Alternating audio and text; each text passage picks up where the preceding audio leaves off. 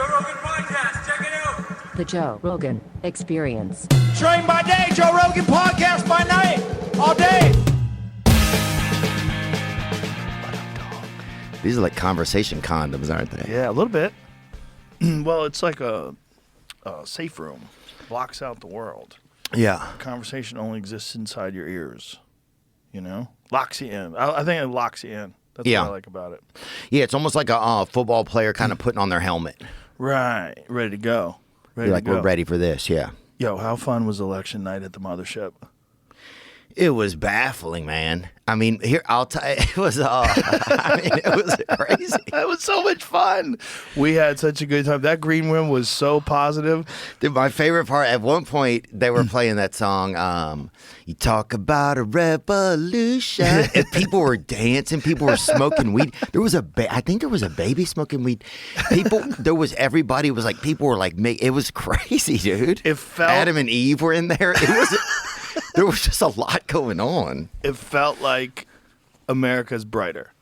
That's what it felt like. We were moving towards this insane world where we're being controlled by liars. We're just being gaslit left and right. We saw it all over the media. We saw it all over the news. Things that were right in front of your face, they're trying to deny. There's just so much craziness. And then all of a sudden, the world spoke. Did you see the map of the actual country? Like how many places actually voted red? Oh, no. I don't know if I saw that or not. It's just a few cities. Even California was mostly red. That's what's crazy. We had, I don't know if I saw that. I'm trying to think of what I saw. There's a Oh, Tony was nervous, remember? Remember that, dude? Tony better be fucking nervous. Dude, I kept just going up to him and going, Feliz Navidad, just to fucking get his vibes. Look at that. Oh, wow. This is the one I saw. Jamie, I'll send this to you. It's got music to it. This looks like when I got that hair surgery. You know what I'm talking about? They play music in the background? No, but it looks like that pattern. Let me see that again. Yeah, it looks a lot like that, like a transplant. Yeah. Micrographs. Yeah, that's what it looks like, man. So what I sent you, Jamie, it just shows like the entire country. Does show you? Look at that. That's crazy. That's interesting. That's crazy. There's no blue states, just blue cities. Well, then why do you think why do you think the cities and states are so much different then? Well, cities are always going to be blue. It's normal. There's a lot of factors. One of them is you have massive populations of people, right? And when you have massive populations of people, a lot of times it's based around universities. Like Los Angeles is slightly different because Los Angeles has universities, but really it's like more around Hollywood, which is equally delusional. But most big cities are flavored by a university. Like Austin is flavored by the University of Texas. Yeah. It's why Austin is progressive. Austin is, for people that don't know outside of Texas, Austin is one of the most progressive cities. Like if you look at, we voted in Austin, the city of Austin voted more for Kamala Harris than the city of Los Angeles did. Oh, wow, really? Yeah, higher percentage of Democrats voted for Kamala Harris than even Los Angeles. Well, I think it seems like a lot of Democrats, I don't know like a ton about politics, but it seems like a lot of Democrats, like I understand a lot of the voting because it's hopeful voting. It's like wishful thinking. Well, they're feeding off of narratives. Like you're a good person if you believe this, but the consequences are what they're ignoring. The pretending that the economy's in a great place. That's crazy. Talk to anybody who's broke. Talk to anybody who's struggling to pay for bills and groceries. Talk to anybody who's trying to buy a car. The economy is bananas right now. It's sketchy, very sketchy, and a lot of it is people are robbing each other on Facebook Marketplace. A lot of it is recovering from COVID. I'm sure there's probably a lot of blowback from that. I mean, they shut the whole fucking country down, which is just so nuts. That was insane, man. I think that's one of the but yeah, people are robbing each other on Facebook Marketplace. My buddy was going to buy a couple walkie-talkies off a guy, right? Gets fucking mugged, right? Really? Yeah, he's going to buy a couple of So he meets the guy to go get the walkie-talkies, and the guy mugs him. And it's like the seventh story I've heard, but it's like, people are doing crime. People are resorting to crime, and that's when it's not good. I feel like Well, not just that. when people are resorting to crime. This administration did that I think is terrible, and this is a progressive liberal thing, is that you have these DAs, these George Soros-funded DAs that just let people out for violent crime.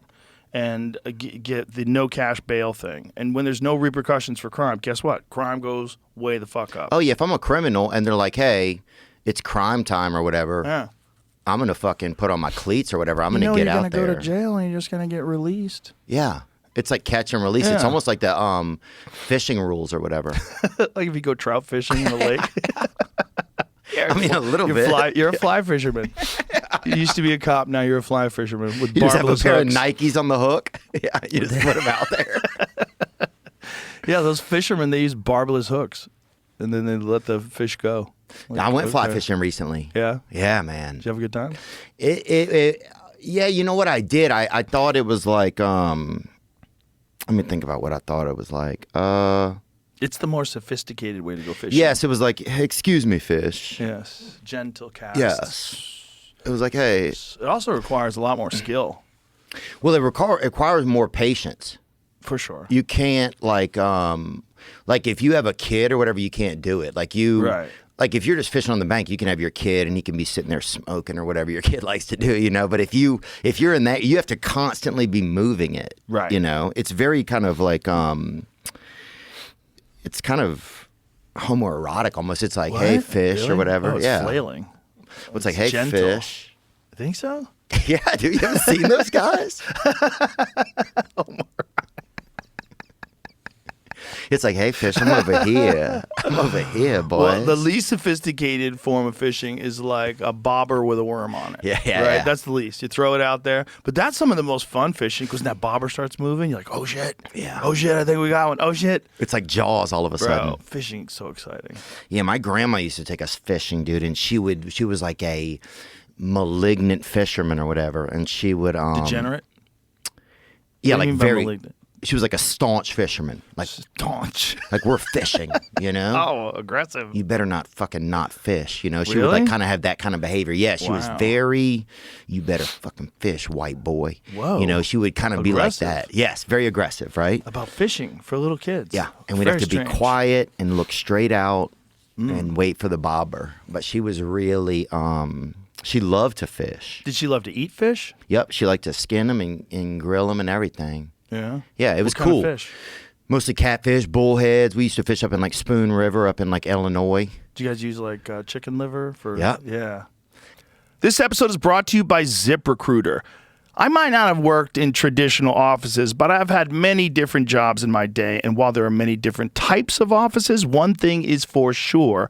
Choosing the right candidate for any office is a huge responsibility. So if you're hiring and you want to find the best candidates, I think you need ZipRecruiter. Right now, you can try it for free at ZipRecruiter.com/Rogan. ZipRecruiter will save you so much time and money because they have smart technology that'll show your job to qualified candidates immediately. And their matching technology works fast to find top talent. You can even invite top candidates to apply to encourage them to apply sooner. Remember, if you want to find the right candidates for your office, you need ZipRecruiter. See why 4 out of 5 employers who post on ZipRecruiter get a quality candidate within the first day. Just go to this exclusive web address right now to try ZipRecruiter for free. ZipRecruiter.com/Rogan. Again, that's ZipRecruiter.com/Rogan. ZipRecruiter, the smartest way to hire.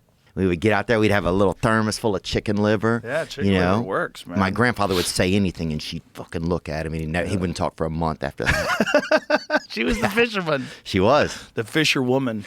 Yeah, she was. She loved to fish. I think she liked catching her own meals. Even she didn't like to hunt, but she liked to fish. What's that fucking dude's name? The chubby dude that dressed up like the devil and everybody got mad. He's a singer. Sam. What's that? Sam Smith. Yeah. He said he wanted to be a fisher them. Oh God. Not a fisherman, a fisher her, a fisher she. A fish or them. Yeah, that's wild. The they them thing is that's the best evidence you need that people are out of their fucking minds. You can't be plural, you fucking idiot. Well, Stop. the only thing I think it's like it's almost if you're being plural, you're I don't understand it. Like if you're being plural, are you being like there's more of me kind of like that's what I don't understand. Is it like an ego trip? Like that's that's what I don't understand about the It's just a way to be unique, and it's a way to be in a marginalized community if you're just a regular person. Yeah. So like if you're a regular white person, you're at the lower end of the social hierarchy amongst woke people.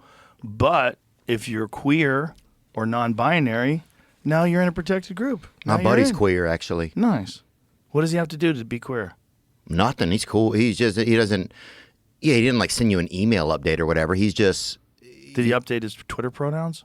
no. He's just like a Just decides he's queer. yeah. He's like a secret, not secret. He's like I don't. He's just like or I don't even know what they call it. I got to look at the chart or whatever. What is queer these days? Because when I was a kid, queer was gay. If someone was queer, they're gay. Or if you got punched in the head, then you're on queer street. It was like everything was confusing. Queer was confusing. Okay. And then queer became gay somewhere along the line. But now I think queer is whatever you want it to be. Yeah. You could be gay, bi, straight, and then you could be pansexual. And what is that? Exactly. That's what Wayne Brady is. He's pansexual? He came out. Damn. Came out as pansexual. I don't know what that means. I can barely handle whatever I am, dude. To be real honest, bro. It's also new. Whatever I am, bro, it keeps jerking off at night and being afraid to talk to women. So, whatever that one is, that's what I am, bro. You're theosexual. Oh, it's fucking getting kind of heady, man. You're theosexual. Why are you afraid to talk to the women? No, I don't know. I think I get afraid to like. I always got afraid to approach women. You know? Really? Yeah. But why? You're a handsome fella. You're funny. You're successful. I don't know. I think something. I just. Childhood shit. Yeah, probably. There's something, like I would just be so fucking nervous, buddy. You know, when I was a kid, I would be so nervous. I would be so nervous. Which is interesting that you got into stand-up comedy, which makes people really fucking nervous. Well, I think I was familiar with being nervous, so that didn't affect me. Oh, interesting. Because you're nervous all the time. You're like, fuck it, I'll just go be nervous in front of all these people. Oh, the audience is when you're on stage, the audience is just a woman. Oh, like you're just trying to get them to like you. You're just trying to you're like, how do we get this to work out, you know? How do I get you to like me more? Who do I have to be? Dude, the other night was crazy. Sorry, I cut you off. Go on. No, go ahead. I got nothing, man. No, the other night was crazy. This week's been crazy. It's just been a crazy week. Yeah. You know? It's been a crazy week, man. It was interesting because the beginning of the night, no one knew what was going to happen. So you're watching the first results roll in, and there's like this weird thing. And then Trump gets way ahead, but you're like, you don't want to like get too hopeful. Like, how far ahead is he? He's ahead by 100 points. That seems like a lot. Yeah, and you're like, what is it? And some channels are like, and then every channel's kind of different. Yeah. They had different numbers. I was getting a different number off my Apple News update than I was getting off of CNN. And then I was texting people like Tulsi and J.D. Vance. I was getting a different Apparently, Elon created an app, and he knew who won 4 hours before the results. So as the results were coming in, 4 hours before they called it, Dana White told me Elon was like, I'm leaving. It's over. Donald won. He just fucking somehow or another. I'm going to go back into my pod and evaporate. I don't know what he's getting, where he's pulling his data from, but he had like the most accurate data in terms of the rural states hadn't put the results in yet, but yet Trump was ahead in these states. Kamala's never going to win those states, so tabulated that and like put it all together. I don't know how he did it. But yeah. Dana, I haven't even talked to Elon about this. I don't know like the Dana translation, but Dana said he had an app, and he was like showing him. He's like, it's over. And he fucking left. Dude just left. It's over. John Jones won. Just saying that. He just fucking left. Dude, Yeah, I mean, the whole thing's crazy to me. I'm so happy for, my biggest thing was I was so happy for Bobby Kennedy, man. Yeah. Because he's the only person that I super know, like, as a human, you know? He's been a buddy of mine for years, and I've just known that he's like, I trust him. Like, it's almost like you have people that you know and that are good people. It's like, Yeah. I have to trust my own instincts at some point and know, I know him. Right. You know, he's a somebody I would vouch for. Right. You know, he's a good guy, and he's been helpful to me, like in moments where I have struggled as a person, and just been inspirational to me. You know, it's like I know him. You know, Yeah. like a friend, and Right. so that's, I think, like, that was something I was like super excited about, just to see where everybody was like, screw this guy, Yeah. you know, and to see him have a arc where it's like, because all he ever cared about, to me, and I don't know, this is just my opinions, dude. Some people, everybody has their own opinions, and I'm an idiot, but he always cared about, like, the rivers and the environment, you know, and then he started to care about the environment inside of our bodies, right? So for me, that all makes sense, right? And so, like, Well, you know where it all happened from, right? I was super, like, I was super excited about. Do you know how he made the transition to being worried about pharmaceutical drugs? He would give these speeches, and he litigated a bunch of lawsuits against corporations that were polluting rivers. They cleaned up the East River. Like, he was an environmental attorney, and they were also talking about the effects of mercury poisoning in the soil and water. And these women kept coming to these things that he was doing and saying, you need to investigate mercury in vaccines. And, you know, he thought, like, that is, like, which most people think. You hear vaccine, like, the last thing I want to be labeled is a vaccine skeptic. Jesus Christ. A vaccine denier. That's like, I mean, we talked about this yesterday, but it's like Holocaust denier is number one, but vaccine denier and election denier are, like, right under there. Yeah. And he started looking into it, particularly the MMR vaccines and the correlation between the uptick of all these autoimmune issues, autism spectrum disorders, all these different things that coincided directly with the increase in the vaccine schedule for kids. And so then he starts doing research on it. And the more he does research on it, the more it gets uncovered that there's this gigantic machine that's protecting all of this because there's so much money that's being generated, and most of it has to do with during the Reagan administration, they gave them immunity to prosecution, so they were no longer liable for whatever side effects the vaccines caused. That's pretty wild. Yeah, and then, of course, these motherfuckers started giving little kids, little babies that were just born, Hep B vaccines. Like, what are you doing? Like, that's you get that from needles and sex. Yeah, this is a unless fucking it's Pam baby. Anderson's baby, dude. I wouldn't put anything in that kid, you know. And no, I don't even know if she has any kids or not. And I love she Tommy does. Lee, so I shouldn't. I don't know. How Well, I you should have fucked said up. that. I'm already done, dude. It's a joke. What are you Yeah. gonna do? It's a fucking joke. Yeah, sorry, everything's okay. I feel the same way about Bobby. I don't know him as well as I know Tulsi, though. Tulsi is. Yeah, I don't know her. Tulsi's a good friend of mine. I love her. She's great. She's an awesome person. She's like a legitimate awesome person. You know, that lady, she served as a congresswoman for 8 years, and the whole time she was against this divide of right versus left. She was always trying to be cool with everybody. She served overseas. She was deployed overseas in a medical unit, man. So she was helping people that got blown up by the war twice. That's where she got that crazy white streak in her hair. Really? That all came from the stress of being overseas, working in a medical unit. Wow. Yeah. Yeah, I guess, can stress be that compartmentalized inside of you and it comes out like that? Oh, Huh? your body's, you can't imagine. You know, I was just talking to my friend Bruce about this last night. He was a cop in Austin. We were talking about the amount of death that most police officers see and the stress that has on you. And what he was telling me is you take like a cop that has like 20 years in the job, what they see is probably 10x what the average soldier who's deployed sees.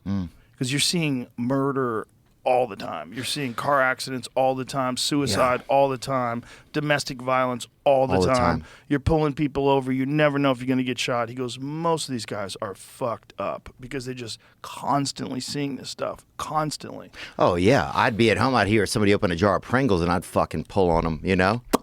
Yeah. You hear that top pop? Yeah. What's going on? What is happening? Dude, we had a police officer on a few years ago, or about a year ago. Can you look this up, Jamie? Is it okay to ask Jamie to look something up? Yeah, sure. Okay. It's a police officer. How long ago? Yes. This guy, retired police officer, Sergeant Brad White. This guy was super unique. He lived in Los Angeles, but he told this story. He was he didn't have any political thoughts. He just told stories of what it was like being a police officer, and he told the story of his first day on the job. They're chasing a guy. The guy runs into traffic, gets hit by a vehicle, and killed. Right. So even as just a human being, like you're just doing a job, but then you're like trying to compartmentalize or how do what effect did I have on this? What are my Right. He told this story of a mother had called and said that her son was thinking about committing suicide. Right. The mother meets him in the yard. He shows up. He's a police officer. It's in outside of Los Angeles, I think in Whittier Police Department. I could be wrong. He shows up. The mom meets him outside. They see the son comes into the doorway, right? It's like a glass door with another door behind it, kind of. Takes his own life, right? Right. Kills himself right in front of them. So now he's standing there with the mom. Oh my God. Now he has to console the mother, then go inside of the home. He walks inside. The door won't open because the man's body is there, right? He's having trouble getting it open. Even just that moment. He gets it open. Something falls off of the ceiling down the back of his shirt. And it's part of the guy, his brain matter. He had shot himself on the ceiling. So I know that's graphic and stuff. And then for the next 3 or 4 hours, he has to take care of this scene with this little feeling between his bat wings or whatever what is that? Bulletproof vest? No, inside of your body. Shoulder blades. Oh, yeah, shoulder blades. Yeah. And it's brain matter. Yeah. And it's just like, that's just a regular guy. He might not even have finished college or something. It's like, so just the baffling amount of stuff that police go through. Anyway, I was trying to just like, those are stories that stuck with me when I spoke with that guy. It was like unbelievable. It's just conveniently ignored by most people who will never be police officers. And then that was one of the more offensive things about the George Floyd thing, all this defund the police shit, where people rose up and were saying, defund the police, and I mean defund the police. And Kamala Harris was one of them. She was out there tweeting, defund the police. And because of that, crime just ramped up in certain communities, and so many people wanted the police back, but it's a long process to try to, and to this day, most of these cops don't have good morale. They still have this feeling of defund the police was just a couple of years ago. Yeah. It's hard to get people to be cops now. They don't want that fucking job, and why would they? It's a fucking hard job. Yeah, and they don't even. I think the highlight, like they used to play like softball in our area against like the fire department. That was like the highlight of it. It was like having like competition. But I don't even like if you defund them, they're not even super funded. You don't ever see a cop with like a boat.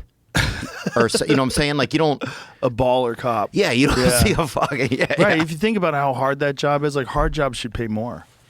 Right? Yeah, dude. Like what is I think if you paid them too much though, then they just quit. Like I got enough. I'm out. Yeah, I don't know if you tough. Because like what's harder, being a rapper or being a cop? It's fucking way harder being a cop. Oh yeah, I think but rappers get paid way more. That's true. Cops just, I think a lot of cops will start making albums from their cars. But there really should be there should be a great producer that goes on a ride along with a police officer. This is going to happen, watch. And makes a dope track with a cop. Right. And you could make a dope and you'd have so much great visuals. Right. And the proceeds go towards supporting the police department. Yeah, like the cop could like be saying shit from behind the wheel and you can sample that. Yeah. Sample that and turn them into songs. We got them. In pursuit. Different codes. 5150. Isn't that when someone's crazy? Oh, yeah. That's crazy right there. That's 50. I think 44. Look at, is this cop rap? What is this? Grammy-nominated rapper, Sacramento police officer records new deployment recruitment video. Pull him up, man. No. Yeah, I I looked. I just figured there could have already been one. What's that, 5150? What do you have to do to be a Grammy nominated? Grammy nominated doesn't impress me. Like Grammy winning, that impressed me. Grammy nominated, Dude, my Grammy who will nominated you? Yeah. My Grammy will nominate anybody. She liked Traveling Wilburys. You didn't? I didn't. I mean, if my grandfather showed up and said, hey, they're good, I respect that a little bit more, but that's just me, you know. Lainey Wilson, I love. She's great. Red Clay Strays, Stephen Wilson great. Jr. Red Clay Strays are great. They're good, huh? Yeah. There's good music out now. It's a good time for music because, like, you could find things so easily. You know, you don't have to wait for the radio. You just find stuff. People send you stuff. Like, in the green room all the time, someone will play something. I go, what is this? And I'll Shazam it. Like, oh, shit. It's nice. I mean, that Shazam thing, that feature is so huge. Yeah. You know, on Google Pixel phones, there's an option to just have it on all the time. So anytime a song is playing, you can look down on your phone and it'll tell you what song's playing. I didn't know it. Do they still do that? I think that's still a feature. I think it's only on the Google Pixel. What was I thinking about? I feel all over the place today, Joe. You ever feel like that? Oh, yeah. Like Well, I you haven't open been your sleeping. life. I haven't been Yeah, I sleeping. didn't sleep well. 2 days in a row, I didn't sleep. The night of the election, I could not sleep. I got home, I was wired. Did and you I just jerk off or not that night? No, I just sat in front of the TV. I was watching professional pool, sitting in front of the TV. I called Dave Smith. Me and Dave Smith talked on the phone at like 3:30 in the morning. And then I finally went to bed, and my wife woke up. She was like, what happened? Who won? And I was like, Trump won in a landslide. You're like the Spurs. And then she was up. I'm like, and it was a landslide. Like, it was a crazy landslide. It was the red wave that everybody thought was going to happen in 2022. Hey, Jamie, I'm hearing more and more about what we talked about yesterday, about the amount of people that voted for Biden in 2020 versus the amount of people that voted for anybody in 2016 and for anybody in 2024, that they're still saying it was a giant jump. That's what I see too. A lot of people think it's bullshit. Could be. There's a lot of people that are getting super suspicious about the 2020 numbers because Biden got more votes than anybody by like 20 million. It's really crazy if you look at the chart. Well, did they say that the most people they'd ever seen at voting stations were this year? Yeah. That's what I don't know what the visual report is for this year. But then This is the most consequential election I think I've ever felt. For sure. For sure. The way people felt about it, too. The people on the left thought they were convinced that Hitler was coming. They're convinced that some right-wing authoritarian is going to come down and take away all your rights. And Well, that's the media does that. 100%. But 100%. Not what he was saying, not what he did for 4 years in office. It's all the media. And we're all victim of it a little bit. Because you won't defend him or support him if you hear all these things about him, because then you got to defend the fact that, no, he didn't really do that. He's not really a felon. There were only misdemeanors. Texas voter turnout falls in 2024 election despite record registration numbers. This is just Texas, right? 61% cast ballots, near 6% drop from the 2020 presidential race. But the difference in the numbers nationwide is what I'm interested in, because the nationwide numbers they're pretty consistent, like through the entire, like if you look at 2012, it's consistent with 2016, which is also consistent with 2024. The anomaly is 2020. Yeah. In 2020, everything goes way up. Way up. Maybe because people were sitting at home and so bored and they said they didn't have much to do, you think? Could be, because it was during COVID. Could be a lot of people weren't working, so they did have the opportunity to vote. Voting should be a national holiday. I agree. I don't understand. It's crazy that you give some people a complication. Like, imagine if you have a shithead boss. You're like, I got to vote. Why did you vote early? Because I was working for you, you piece of shit. Yeah. Let me go. Let me go vote. Yeah, I mean, they give Christopher Columbus as a fuck holiday, that dude. guy. The Lieutenant Dan of the 1400s. That dude gets a fucking holiday, okay?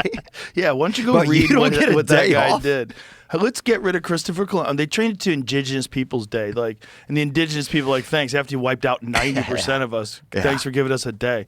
How about we keep that day? That's fine. But how about we have an election, national election holiday? We could do it one more holiday. Celebrate it. It's a great day. People can rejoice. And then Cookouts. I think, it would take a lot of stress off people too. It's like today's also a day of celebration. It's not this day that I have to sneak away from work and be sneaky or whatever. You should have and eat in my car. It should be a paid holiday. Yeah. You should expect to have to pay your employees on the day that election comes because everybody should be able to go vote.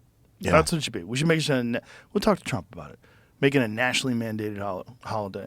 I don't have his number. I don't know. I mean, there's a guy in his department. I have his number. We could hook it up. I know some people. Yeah, dude. It was just what a crazy week. Yeah, very crazy. Well, you were one of the first guys to have him on the podcast. Did you have any hesitancy having him on at all? My brother's a lot smarter than me, and he said, "Hey, man, I just want you to think that there could be some reflection from people if you have him on, right? Like some people could be upset about it, right? You know." And I thought about that a little bit, and I was like, well, I don't really, I don't know, I have political thoughts and beliefs and stuff like that, and it's hard to find a group that really embodies them. And if anything, right now for me, it seems like I don't even feel like these new parties are the same as the old parties. They're not. It doesn't seem like this isn't Democrats and Republicans. There's something else transmorphing right now. Yeah. And so I thought, well, I just want to be able to have a chance to talk to this guy, And the main thing for me was like you talked about Dana White earlier. He's really, I know that you guys work together, and he, I knew that Trump's brother suffered from addiction, right? I knew that, right? I heard that or something, and I looked into it. It's like, okay, he lost his brother. His brother died of addiction. So I was like, well, that's interesting to me. And I wish that I wonder if there's more to Donald Trump. Like, is there more of a way to talk with him about something that means, try to get an emotional more of an emotional well to him than it seems like that's in the public. Well, there was a thing that was going on for a while where you were platforming people. This was the idea. Like, if you had on a guy like Trump, you were platforming this bad person. This was this thing. Yeah, I didn't think about that at all. But it's an authoritarian way to regulate conversations that let you know more about people. And it's stupid because people don't want to have a nuanced perspective on anybody. Look, this is one of the reasons why I wanted to talk to Kamala Harris. I'm like, I bet there's a person in there. I bet I can get to that person. Yeah. I wanted to find that person. I don't want to hear all the speeches. I don't want to hear, I was raised middle class. I don't want to hear any of that shit. She's a roller skater. You know that? No, I would love to find that out. Yeah. I would love to talk to her about all kinds of shit. I literally said, because there was a few restrictions of things they didn't want to talk about, but I said, I don't give a fuck. I go, get her in here. Like, whatever you want to talk about. And they want to know if I edit. I'm like, there's not going to be any editing. There's no editing. Yeah. We're not going to edit. But yeah, that's the same thing they asked us. Is there an edit, you know? I just wanted to talk. I feel like you give someone a couple of hours and you start talking about anything, I'm going to see the pattern of the way you think. I'm going to see the way you process ideas. I'm going to see whether or not you're calculated or whether you're just free. Yeah. Or are you comfortable with you, or are you projecting things? Like, she's got 80 different accents. How do you decide which one to pull out? Yeah. Like, she's got she busts out different accents depending on who she's talking to. Yeah. They should have made her talk to though. a bunch of Chinese folks. I would have loved to hear that accent. I want to see what I do that too, though. I like to meet people where they're at. Sure. You know? Oh, if I see somebody that's, I'll be like, "What's happening, my friend?" It's like I like to meet people where they are. Yeah, she did one with the Latinos where she talked with a Latino accent. I'm like, this is wild. But she's a chameleon. But if you want to be a successful politician, that's probably a good trait. I agree.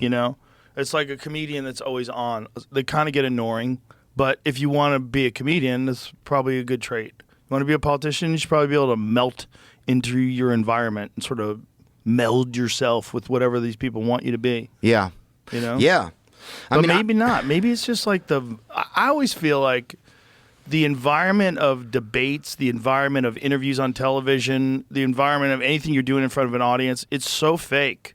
It's such a weird way to talk that you don't get a sense of who the person is. So, like, when I got to see Trump on your podcast and you were talking about doing cocaine, then it makes you like an owl. Oh, God. It was hilarious. It was hilarious, but it was like you got a chance to see that guy as a person trying to figure out, like, who is this psycho I'm sitting here talking to? I remember that shit. I'll fucking make a nest in my living room, dude. That shit, boy. I'll scoot over to the neighbors and steal some twine in my beak, homie. There's nothing worse than being locked out of your place on cocaine, man. I can only imagine. But you talking to him like as a person is like almost more valuable than any other kind of speeches he does. Because when he's in front of everybody talking about we're going to make America amazing, those are great speeches. But you don't, like, she had an amazing speech. When I was like she could win was when she had that one speech about Donald Trump, like scared to debate her, but he says all these things. But you know what I always heard? If you want to say something, say it to my face. And the whole place went crazy. And she was laughing. I didn't see that. Oh, it was so good. It was her best speech for sure. And it was right when they decided that she was going to run for president. Maybe that is what got people involved. Biden stepped down, and she had one banger of a speech. She looked young and energetic, and like it really made you feel like this is going to be a cute. She was hot. She was younger. She was younger. She was a smoke show. She's still all right. She got that thing on her, I bet. So that... You know what I'm saying? I do know what you were saying. That's why it's so crazy. Because a lot of brothers love her, too. Everybody seems to love her. Look, if the brothers like it, she got that thing on her. That's all I'm saying, you know? I understand what you're saying. But like that one speech was almost enough for her to win. And if she just didn't talk other than speeches, but they needed to do a better job with the speeches because every speech was the same. And the problem with that is we were talking about this, like the internet. You get to see that speech over and over again online, like, and then people make compilations of speech. And right, and then the same thing. But it's like if someone goes to see your act. You know, they don't understand, like, acts, like, to develop a bit, it takes months and months and months to really, like, put it together where it's, like, rock solid. Yeah. And you're going to do it the same way or slightly different every night. And if someone comes to see you and goes, Theo's so full of shit, man. He told us the other day that it was just the other day. Yeah. But meanwhile, he said it 3 weeks later. It wasn't just the other day. It was 3 fucking weeks ago, dude. You're repeating the same shit. Yeah. So that's what they you got too many leap years, white boy. Yeah, shit like that. Exactly. So that's what they feel about like a presidential candidate that's telling the same speech over and over. Well, hey, you're not supposed to go see all those speeches. But yeah. You know? Yeah. But the thing is about you're Trump. not following the Grateful Dead here. You know, Trump it's like, rambles. But Trump has a lot, though. Trump has a lot that are repetitive. He does, but not in the same order. It's like going to see a Grateful Dead show. It's like fuck, it's all over the place. Yeah. You know, when Trump gets out there, he just does talking. Did you see? He had this long-winded speech about the rocket. That was insane, Elon caught dude. the rocket. I'm like, you just won the presidency. Edit that down. You can edit that down. That could be 2 minutes. Beautiful arms. I was worried about that in the very beginning of the podcast before we got cooking. When he was talking to me about Lincoln's bedroom, I was like, oh boy. Like, where is this going? Like, I've been in Lincoln's bedroom. How was it? It was okay. I think you can bring it up, actually. It's in Springfield, Illinois. It is? No, he was talking about the one that's in the White House. Oh, no. I've been to just his before he got elected. You can go to his childhood home. Oh, wow. It's really interesting. He used to keep his notes in his hat. Oh, that was a good move. Pretty cool. Big ass hats back then. That head wallet, baby. He had that bitch on him. That's a good move. It's like credit cards behind your phone, that kind of thing. Yeah. Except if you lose your phone, you lose everything. But you ain't losing that big ass hat. That hat was fucking long, dude. Isn't it crazy, man? You ever see like how many dudes wore like fancy hats back in the day? That shit just went away. It did. Imagine if you were a kid and you're growing up in a hat family. You're like, our family makes hats, bro. I'm balling forever. Yeah. I'm going to take over this business. And then no hats. If you watch, there's a great outside boxing match in Reno, Nevada between Jack Johnson and I think it's Jim Jeffries. And I think this is... Jim Jeffries? Yes. Not that guy. Another one. Not the Not the comedian. No, I'm talking about the murderer. No. Maybe. I don't think so. I think it's just a boxer. Who was it? James Jeffries. So see if Jack Johnson versus... This is it. Who So, killed the people with that here's the Kool-Aid thing, or whatever? Like, when there's a video of all these folks that are walking like to the event, and every man has a fucking hat on, dude. Wow. They all have hats. Yep. Look, they all have fancy hats. Look at all these guys. They're taking off their hats, waving their hats.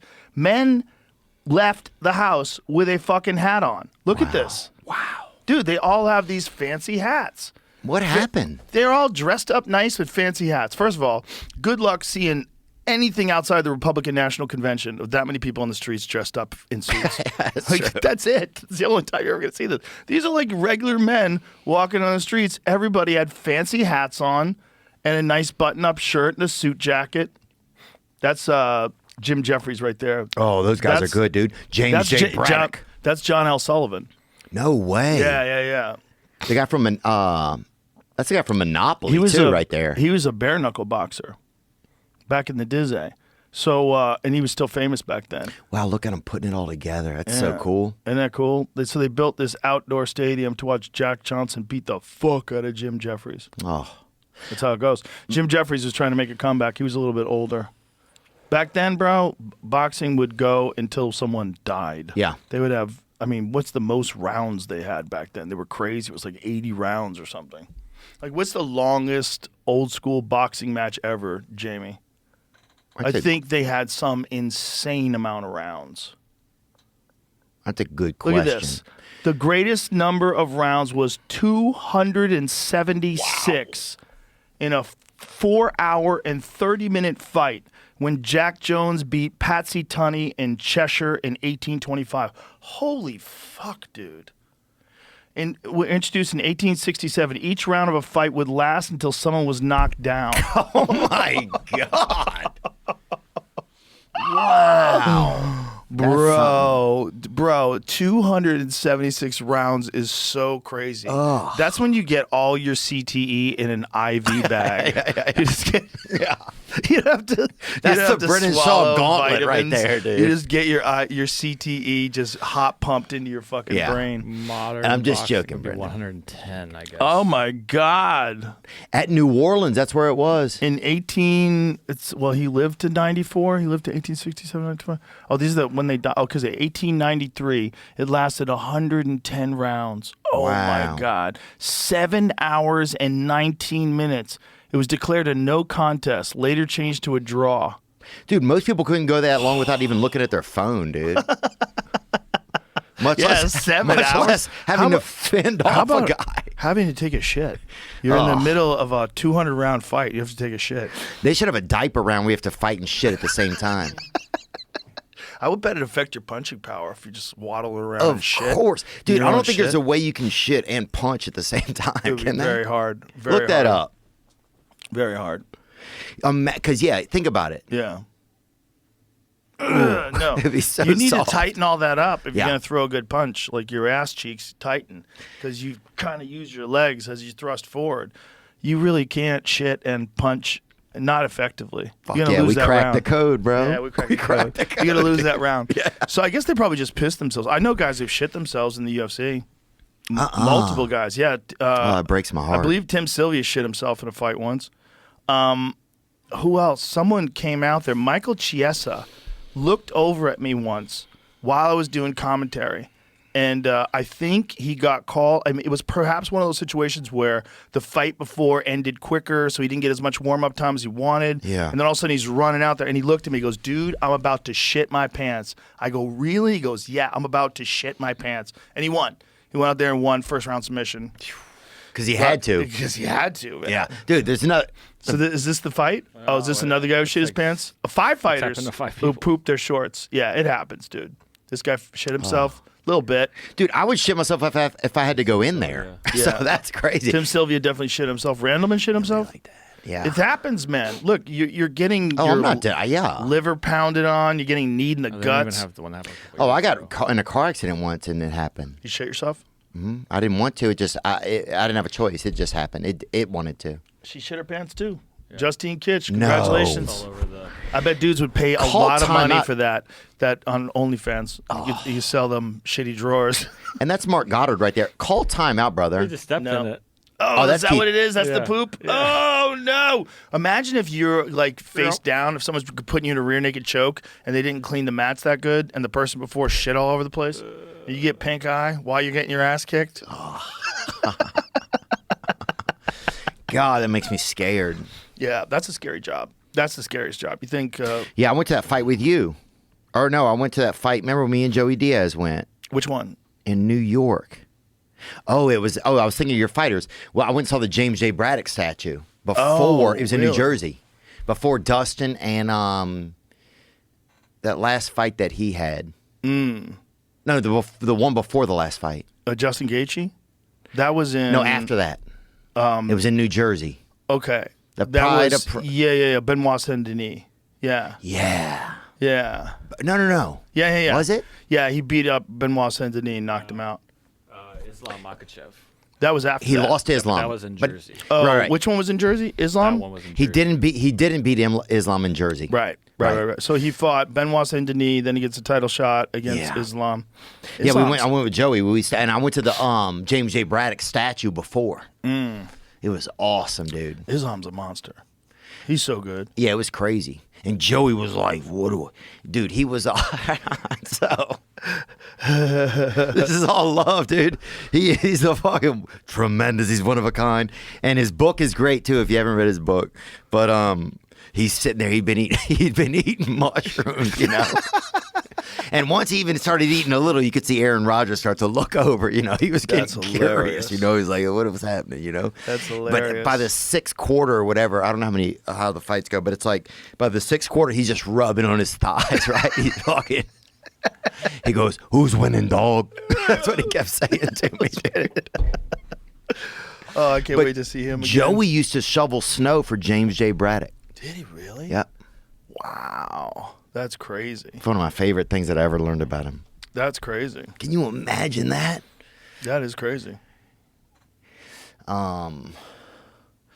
What else is going on? I'm going to see him in a couple of weeks. He's coming out here. Joey is going to start staying out here for months at a time. Yeah, he wants to get a place downtown at the club. Me too. I'm gonna come back and look in about a week and a half. Every time he comes, he's like, I got to come out here, dog. I'm like, come on, we'll make it easy for you. I'm like, we'll make it easy for you. You tell me when you want to come, you come, we'll fly you out, put you up, whatever you want. I'll get you a real estate lady. Let's get the party started. And I'm trying to bring back the church of what's happening now. Because him and Lee Syatt, they were together when they were at the club together. And I'm like, come on, let's get the band back together. You guys together were fucking amazing. There was nothing like that show. Kept people alive. That show, Joey Diaz's show, was one of the most ridiculous, silly, preposterous shows. It was so ridiculous. And then he went to New Jersey, and here's the problem with Joey in New Jersey.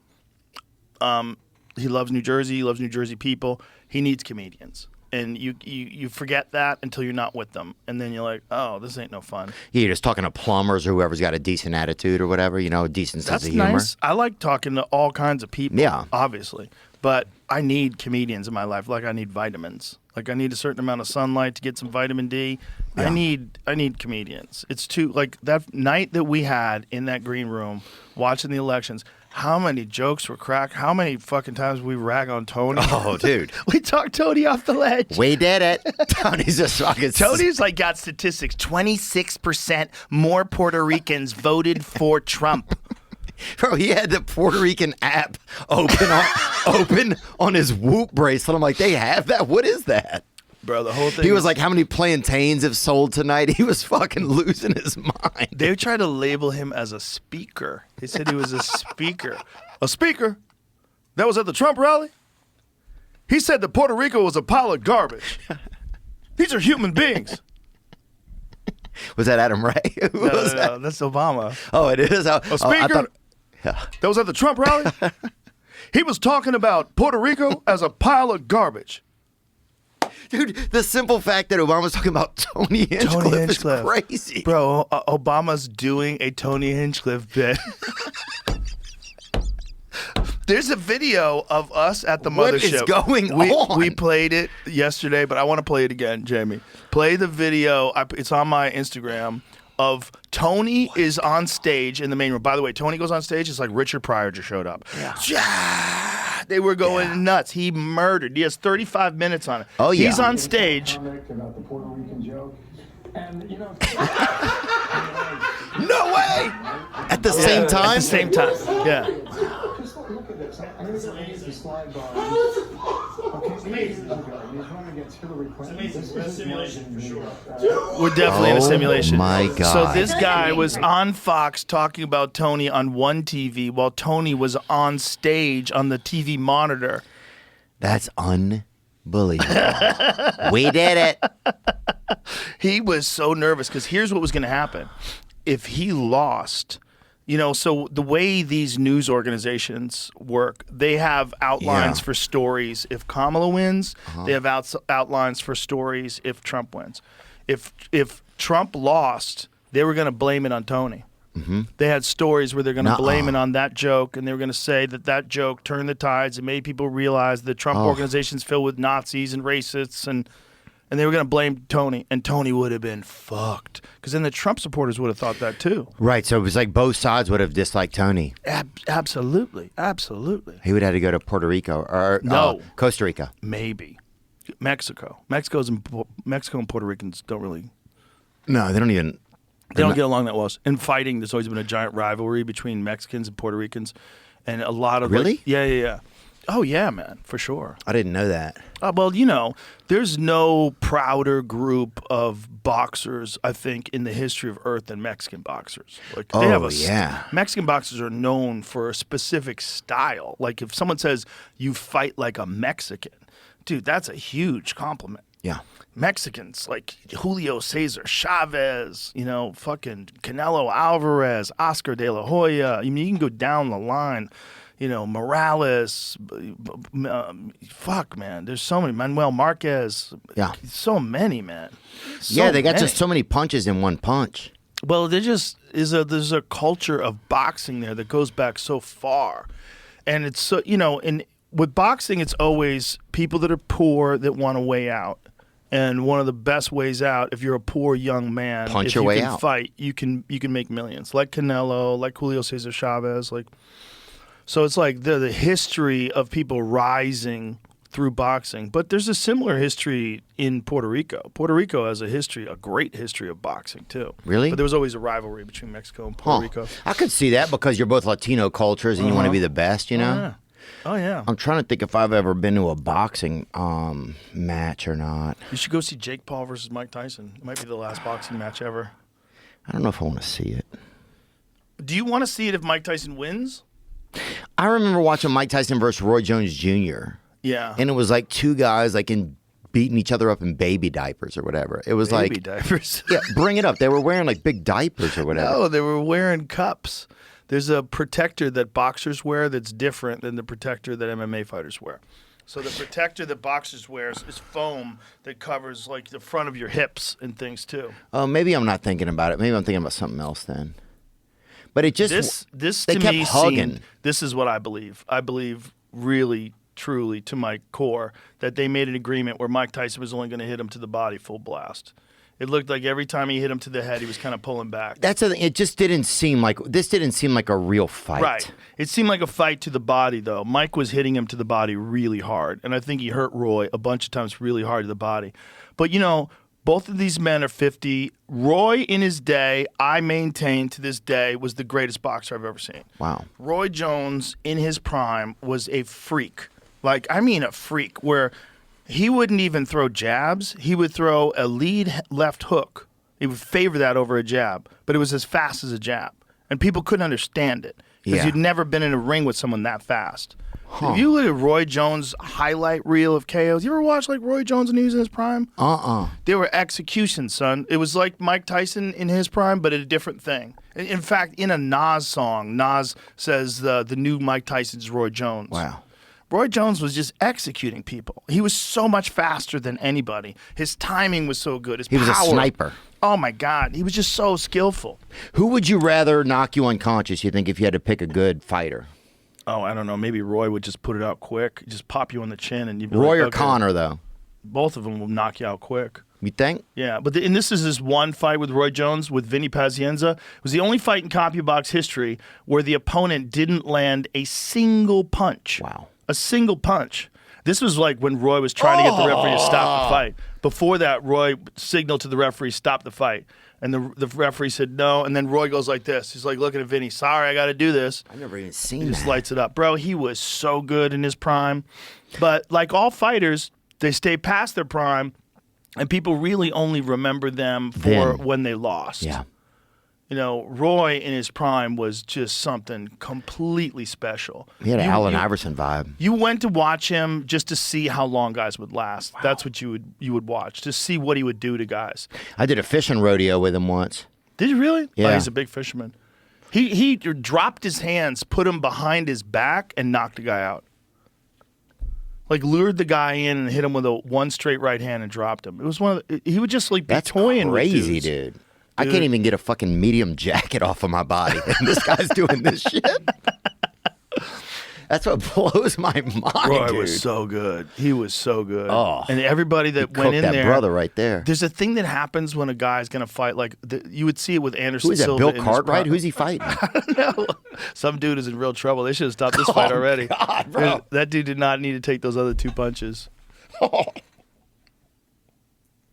Dude, he was so fast. Yeah, dude. Tony was He was terrified. chains. He was terrified. Tony And was bro, terrified. Right when I walked in, I hadn't seen him in months. I'm just fucking grilling him. Bro. I'm like, there he is. I'm like, who's an island now? That's what I said to him, dude. He's fucking sitting there. Who's an island now? Did you really say that to him? Yeah.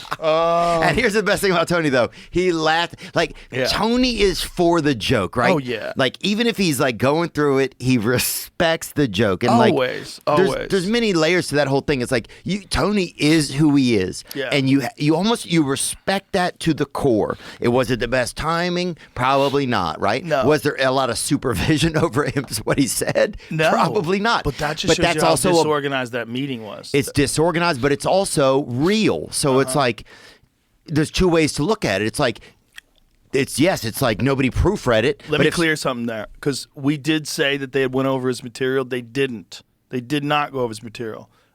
They did. Someone suggested he take one joke out. So he took this one joke out, and he's like, oh, what do I put in its place? He decided to go with the Puerto Rico joke. You fucking dumbass. Don't you know? We did it.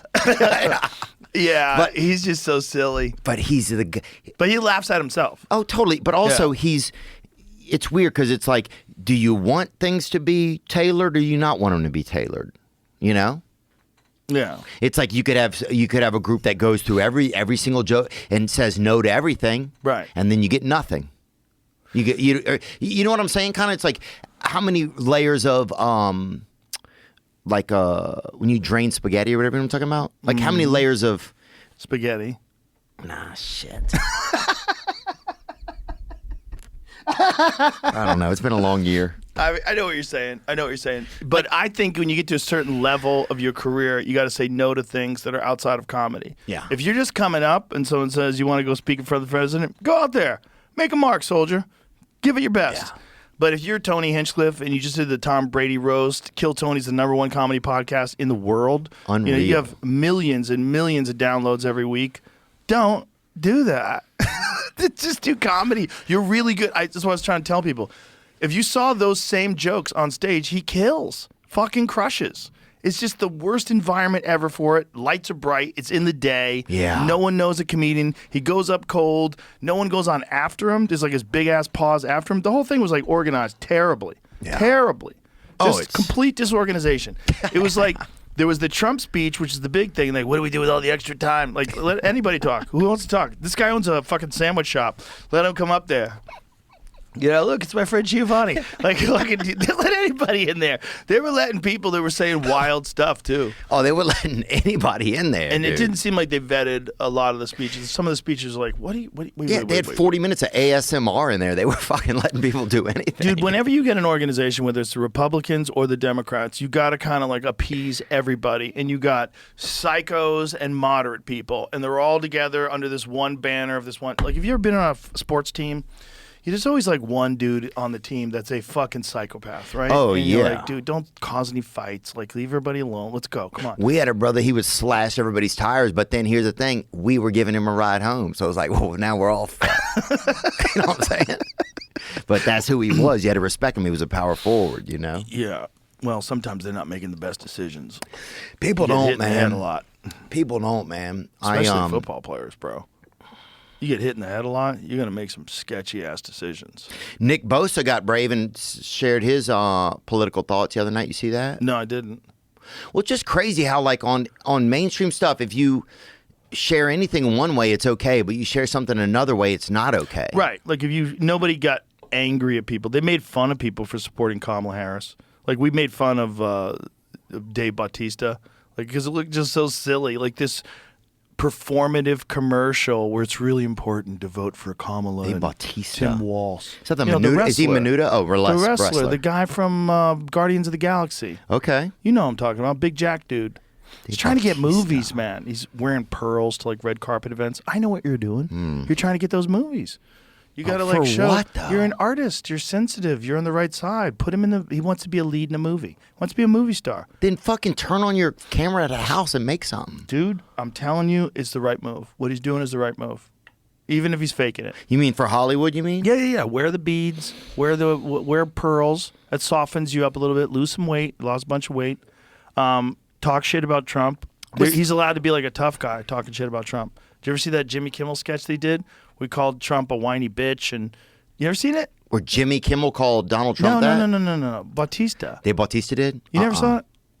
Find it, because it's kind of funny. Is he the Intercontinental Champion? I haven't watched wrestling in a bit. He was a big-time wrestler, was a giant dude, like fucking built like a superhero. And then he went and did Guardians of the Galaxy. He was a giant yeah, dude with Chris in that. Pratt. Yeah. He's a big, giant wrestler, dude. Yes, now I know you're talking Yeah, about. but he wants to be a movie star, so he's losing some weight. He's a good actor, too, man. He was good in that, what was that movie, The Glass Onion. Yeah, that was a great movie. He was really good in that.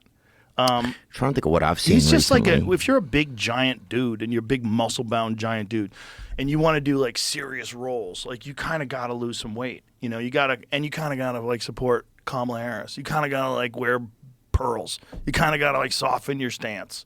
You know, you got to kind of like be performative that you're the guy that they would want to pick, because that's like part of the battle. Like, here, let me get this. Oh, that's him? Yeah. I thought that was Eddie Bravo, Donald dude. Trump is some kind of tough guy. He's not. I mean, look at him. He wears more makeup than Dolly Parton. He whines like a baby. The guy's afraid of birds. Donald Trump had his daddy pay a doctor to say his little feet hurt so he could dodge the draft. Look at that gut. Like a garbage bag full of buttermilk. He sells imaginary baseball cards pretending to be a cowboy fireman. Guy's barely strong enough to hold an umbrella. I mean, Well, look he's how he working drinks out. water. And where is this? At Jocko's gym? I A don't little know. pink chickadee. That's pretty funny. He's got jugs. Big ones. Like Dolly Parton. He cheats at golf. He creeps around beauty pageant dressing rooms. You know that little dance he does? Yeah, he's a He looks like pervert, he's jacking dude. off Who a isn't a giraffe. pervert? He's moody. He pouts. He throws tantrums. No, get those lights off! He acts like a 5-year-old behind the wheel of a truck. He bends over for Putin. He's cattier on social media than a middle school mean girl. The guy needs help walking downhill. Almost there, Grandma. So this November, let's stop kidding ourselves. Donald Trump is afraid. I don't watch this kind of stuff. Look at this. Dogs, The punches. windmills, Merle Street, and being laughed at.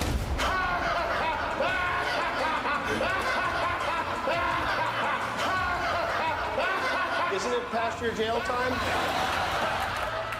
And mostly, he's terrified that real red-blooded American men will find out that he's a weak, tubby toddler. Mommy, take me home. Mommy, I want to go home. What's wrong, tough guy? Someone grab you by the Wow. That closing line's pretty tough, That's dude. not bad. He called him a good. bitch. But it's like, you know what he's doing. Yeah. Trying to become a movie star. It's a good move. But the why- Hollywood liberals 100% love that. Well, Hollywood's just crazy to me, dude. I just don't understand it. Like, it seems like they hate white men. Well, some people that work in Hollywood, I'm sure, don't like white men, but that's a thing about woke culture. It's like there's a hierarchy of the injustices that you have faced. But as white men have, even if it's not you, which is where it gets prejudiced, because if it's not you, white men over history have caused the most grief. They've caused the most trouble. They've been responsible for the most injustices in this country, at least. You know, Yeah. Slavery, red line laws. Other bringing people the helped with Chinese. slavery. Let's don't just pin the 100%. tail on But- the honky donkey. You Right. know what I'm saying? But in America, slaves were exclusively owned by white undeniably. people. Right. In other countries, they're owned by all kinds of people. This is where it gets See, weird. that's what we got to do then. Well, what people don't understand is there's more slaves today than there have ever been. Nuh-uh. There's more slaves today than there were before 1865 when slavery was abolished in America. You're lying. Nope, there's more slaves. In Libya, when we took down Libya and the rebels killed Gaddafi on television, did you ever see that? I didn't know. It's one of the most terrifying What channel videos. was it on? C-SPAN.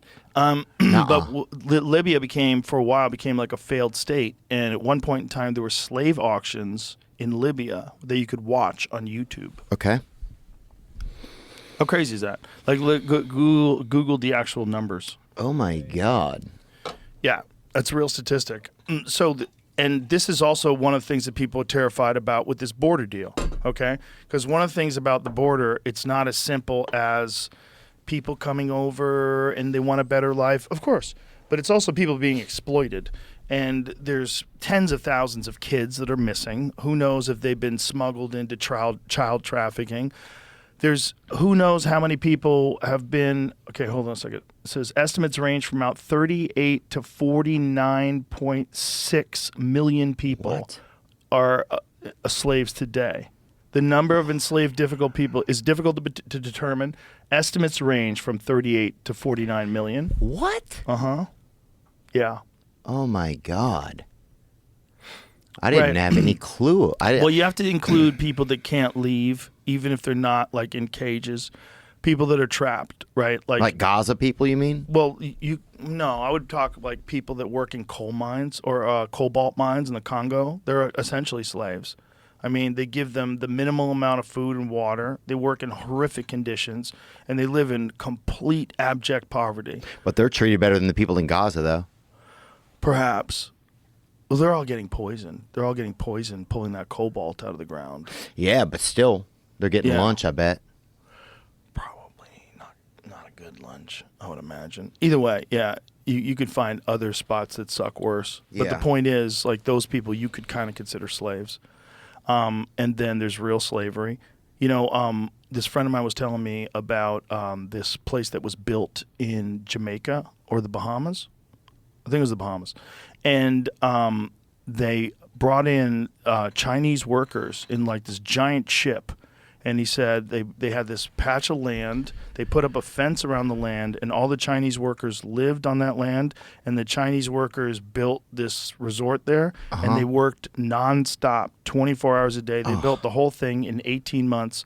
They would just have shift after shift. And once it was completed, they took all the workers, put them back on the boat, put them right back to China. So what was that? Was that slaves? That's slavery. It seems like slaves. Like it seems like unless they paid those people an exorbitant amount of money, I don't know. I mean, I don't know what the arrangement was. But they put a fence around the area.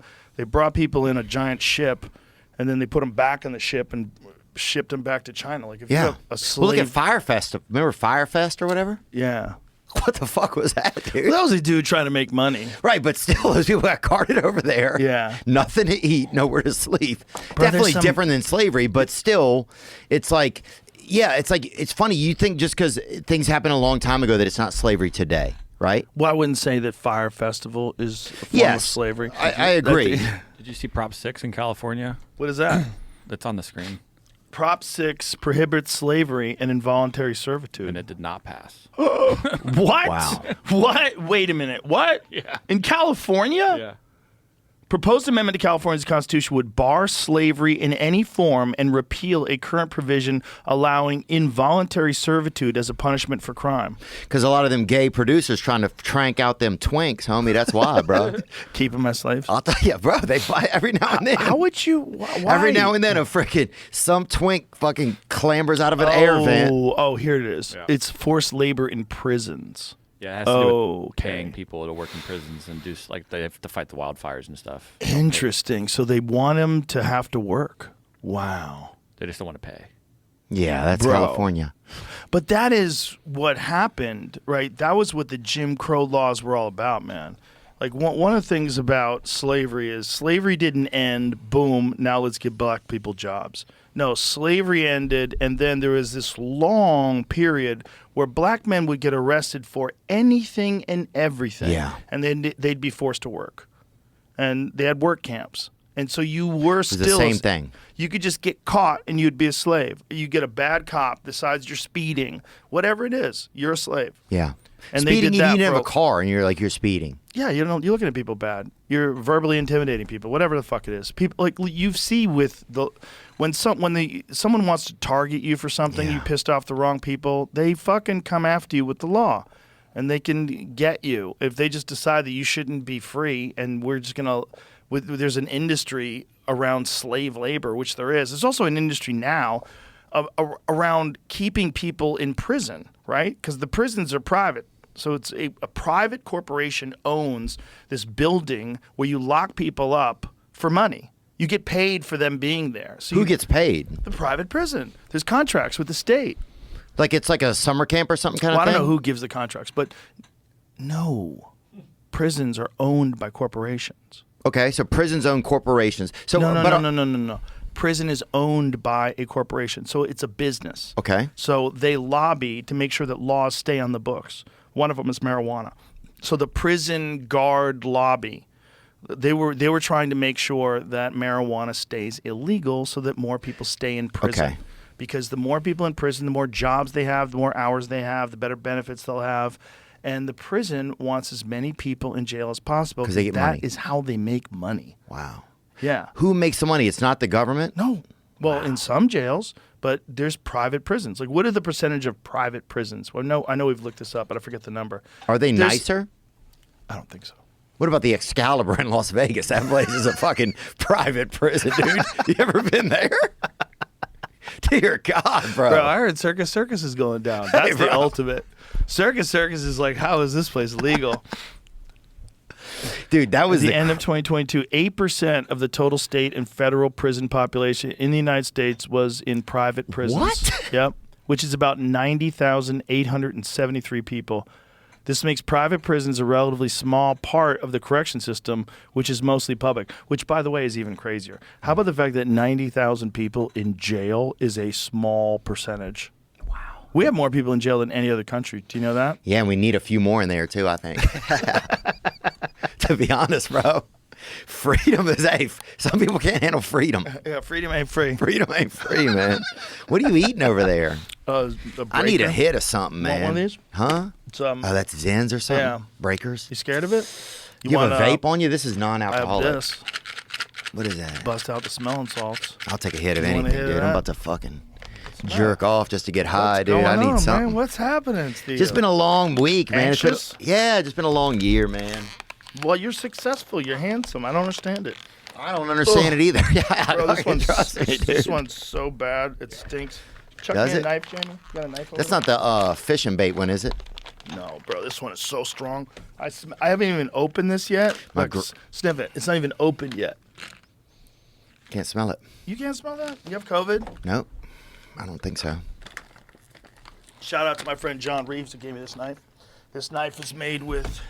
You got a vape in here still, man? No. Come on, BLM, dude. What you got, Jamie? What do you need, man? What's wrong with your vape? I just want to hit a nicotine. There's no nicotine in it. What are you doing with a vape with no nicotine? Just faking it? Yeah, just trying to get through it all. Do you want a cigar, perhaps? It'll make me sick, I bet. Okay. I don't want you to get sick. I know. Before I bust out these smelling salts, son. These are, oh my God. Tremendous. What round are Oh, we in? boy. What round are we in, Bro, dog? this one I'm smelling from over there. Here we go. Oh my God. Come on, boy. I'll fucking ride that bitch on me. Oh. Huh? Ooh. Bareback, huh? Ooh. N-words in Paris, Get baby. it, Let's get get, it, get this. it. You feel me? Get it, get it. Oh, Lord, right? There's nothing like a freshie. How many seconds did I do, man? That's PBR shit. You had a good haul. Let me get one more. One more. Sorry, Get back sorry, in there, man. son. Sorry. Don't be scared. I like it. I like it. Oh, Lord. Yeah, I can't leave you alone out there in two land. I got to get a dose in myself. There we go. Oh, my God. Oh. Fuck, I just think I saw who won the Heisman. Oh, my God. Bro, that shit made something happen to me. Those are so strong. Wow. I'm going to join women's sports. That was a lot, bro. That was If every time you did this and you left here and you felt like you couldn't remember things well, would you still do it? Do that? Yeah. Yeah, I If would. you would lose like a little bit of memory, like where's my keys? Nothing serious. Like you remember your name, still remember your phone number, but you like, where's my keys? To do a Just little bit of a drug? Yeah, just a little hit. Oh, yeah. Yeah. I mean, one of my eyes just shut down, and yeah. And I like it. It's like, how far can we go? There's something about doing something. It's like, I think when you have addiction, you want to do something that harms you. Is that what it is? Yeah. You want to fucking, because it's control. It's like I want to control how I feel. So even if how I feel isn't great, there's a weird juxtaposition where it's like, if I have control over it, then it's almost like you're the devil that's trying to kill you, Does it make any sense? So if you have control, so you have anxiety and you're worried about things, and so in order to kind of mitigate that, you do a little bit of damage to yourself, so you have control over the damage. Yeah, there's Is that something it? about having control about how you feel. So even if you feel damaged, you still did it to yourself. There's like, I don't know, man. I'm doing the worst job. No, I know what you're saying. Self-destructive tendencies Yes. is a big part of addiction, Yeah, self-destructive. It's like, things feel so hectic right now. At least if I damage myself, then I'm the one doing it. I'm not just letting the world do it, right? Right. There's in the moment you don't see that doesn't have any value. Right. Afterward, you're like, shit, that was dumb. But in the moment, that feels like at least I'm taking control of the situation, right? I think sometimes you spend too much time alone. Me personally? Yeah. I would think that's probably true. Yeah. I think knowing you and being your friend for many years now, I think when you struggle is when you're by yourself too much. Yeah. Because when you're with everybody else, everybody loves you. We all have fun together. So I've said it before, and I'll say it again. We need that, especially us, especially comedians. We need to be around people that are just like us. Like, you don't have to worry. We could just talk shit and laugh and have fun. There's no wondering where we stand with each other. It's always fun. You need a home base, man. Yeah. And you were doing better when you were at the Comedy Store all the time because you were around us all the time. We were all around each other. We knew there was a place we could go where we could find like-minded people and have a laugh. Yeah. On a regular basis, which is we're so fortunate. Most people don't have a place where they can go where they're guaranteed to see people that they love and you're going to have a good time and just be silly with each other. And then you're watching all these sets. Everybody's going on stage with that energy. And so there's all this It's fun. killing in the air. Yeah, I mean, Mothership's fun, man. I would want to look for a place where I just haven't had the time. Let me ask you this. This year's been the craziest year, It's just been a crazy year. And so it's like... Well, it's good to be crazy because you're busy and you're doing great stuff. And Yeah, it's been fun. Your podcast is killing it. It's been scary, it's been fun, I appreciate the couple times, you've messaged me after a couple episodes and said, hey man, I like that or something. I really appreciate. I want to let you know that I really appreciate that. Oh, well, I appreciate what you're doing. I'm very, very proud of you. I love to see how much you worked at it and how your podcast just keeps growing in the ranks. It's really good, man. It's very authentic. It's a perfect podcast in that it's really you. You know how to be you. You're real authentic. Even if you're talking to Trump, you're being you. You're talking about doing cocaine with former President Trump or now newly elected President Trump. So it's like, well, I just want to have a voice, you know. I always just wanted to have a voice, or not even. I just wanted. I don't know. You want to be able to express yourself. Yes. Yeah. I just wanted things to be fair, and I just want to express. I just like. Yeah. There was always this feeling inside of me, like I can't speak up for myself, you know. And so, like, I think, and even if I'm just listening to somebody but letting them speak, it's like there's still like something that, you know, it means. It's like I can't even explain it, but it's like it's like I don't know. It means something to me. Yeah, I think these kind of conversations are very good for you. Like conversations that you're having, conversations that I'm having. I think they're good for you. You get a chance to communicate with people that are, you know, really interesting, unique people that have lived completely different lives than you. Like I had Brian Cox on the other day explaining the universe to me. I was like a kid in a candy store. It's like, it's so exciting to get this guy as this like super intelligent person who's also a really good communicator, could break down the fabric of the universe for you and what we know about it. I mean, like, when does anybody ever get that opportunity to sit down and talk to someone like that for 3 hours? Yeah, man. Dude, I had a lady who had been driving cats across the country for 2 years in a fucking tour bus, right? And they perform and they do musical acts. And bro, I'm not even joking to you. It was one of the most fascinating things I'd ever heard in my life. Oh, yeah. Because her commitment to it. Imagine she got her CDL so she could drive the fucking bus because it was so expensive. What's a CDL? Commercial driver's license. Oh. And she goes around doing feline shows around the whole country. And she's been doing it for 15 years. Who do you think she voted for? That's a good question. I don't know. Whoever, hey, grab him by the pussy, probably that guy. Do you know that crazy cat ladies, that there's a reason for that? It's the same reason that, like, it's a cat parasite, toxoplasmosis. So you're saying it's a medical ailment? It makes you aggressive. Come on, man. No, it makes you aggressive. Yeah. I bet a lot, like, that's that term, cat lady, crazy cat lady, that's a real thing. That lady's got a parasite. She's got a brain parasite. Toxoplasmosis. But you can't tell them that. Oh, I bet I could test them. Oh, bro, I dude. would get a cheek swab. Hold that lady down. Give me a cheek swab. I guarantee you that lady's got it. Bro, that lady, bro, I used to live with a dude, bro. I used to live with this dude, right? And I ended up doing fucking a lot of drugs or something and whatever. And I fucking cut a window into my closet, dude. And it was to the neighbor's apartment. I thought it went outside. I got kicked out. Oh, my God. But before that, I lived with this dude and he would get really... Imagine you're that lady in the apartment next door and you hear a saw. Some dude's cutting a hole into your fucking apartment. Yeah, man, That's the crazy thing about apartments, right? That's the crazy thing about cocaine, dude. It's not apartments. Has nothing to do with it, bro. I've been up for fucking 42 hours on drugs. You want to hear something crazy? Trump, at the day of the election, Dana White told me he'd been up for 72 hours. Unbelievable. I go, how's that possible? He goes, dude, he's a freak.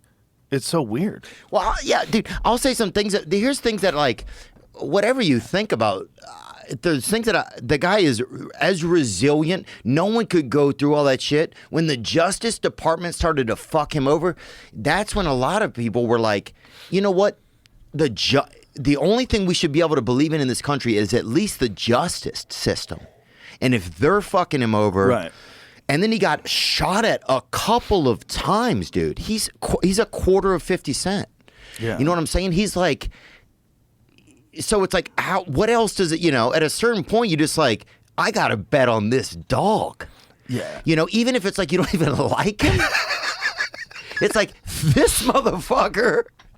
This dude, you gotta bet on that dog. If not, it's just bizarre, you know? Right. I mean, the guy gets up and says, fight, fight, fight, after he got shot in the ear. He's not freaking out. He's like, oh my God, I got shot. Get me out of here. They're shooting.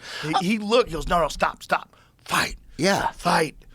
Dude, I stubbed my toe. I called my assistant a faggot. You know, it's like, so yeah, there's something special about that guy, you know? And if you're lying about him, and I know you're lying about him, why am I supposed to trust you that you're lying for a good reason?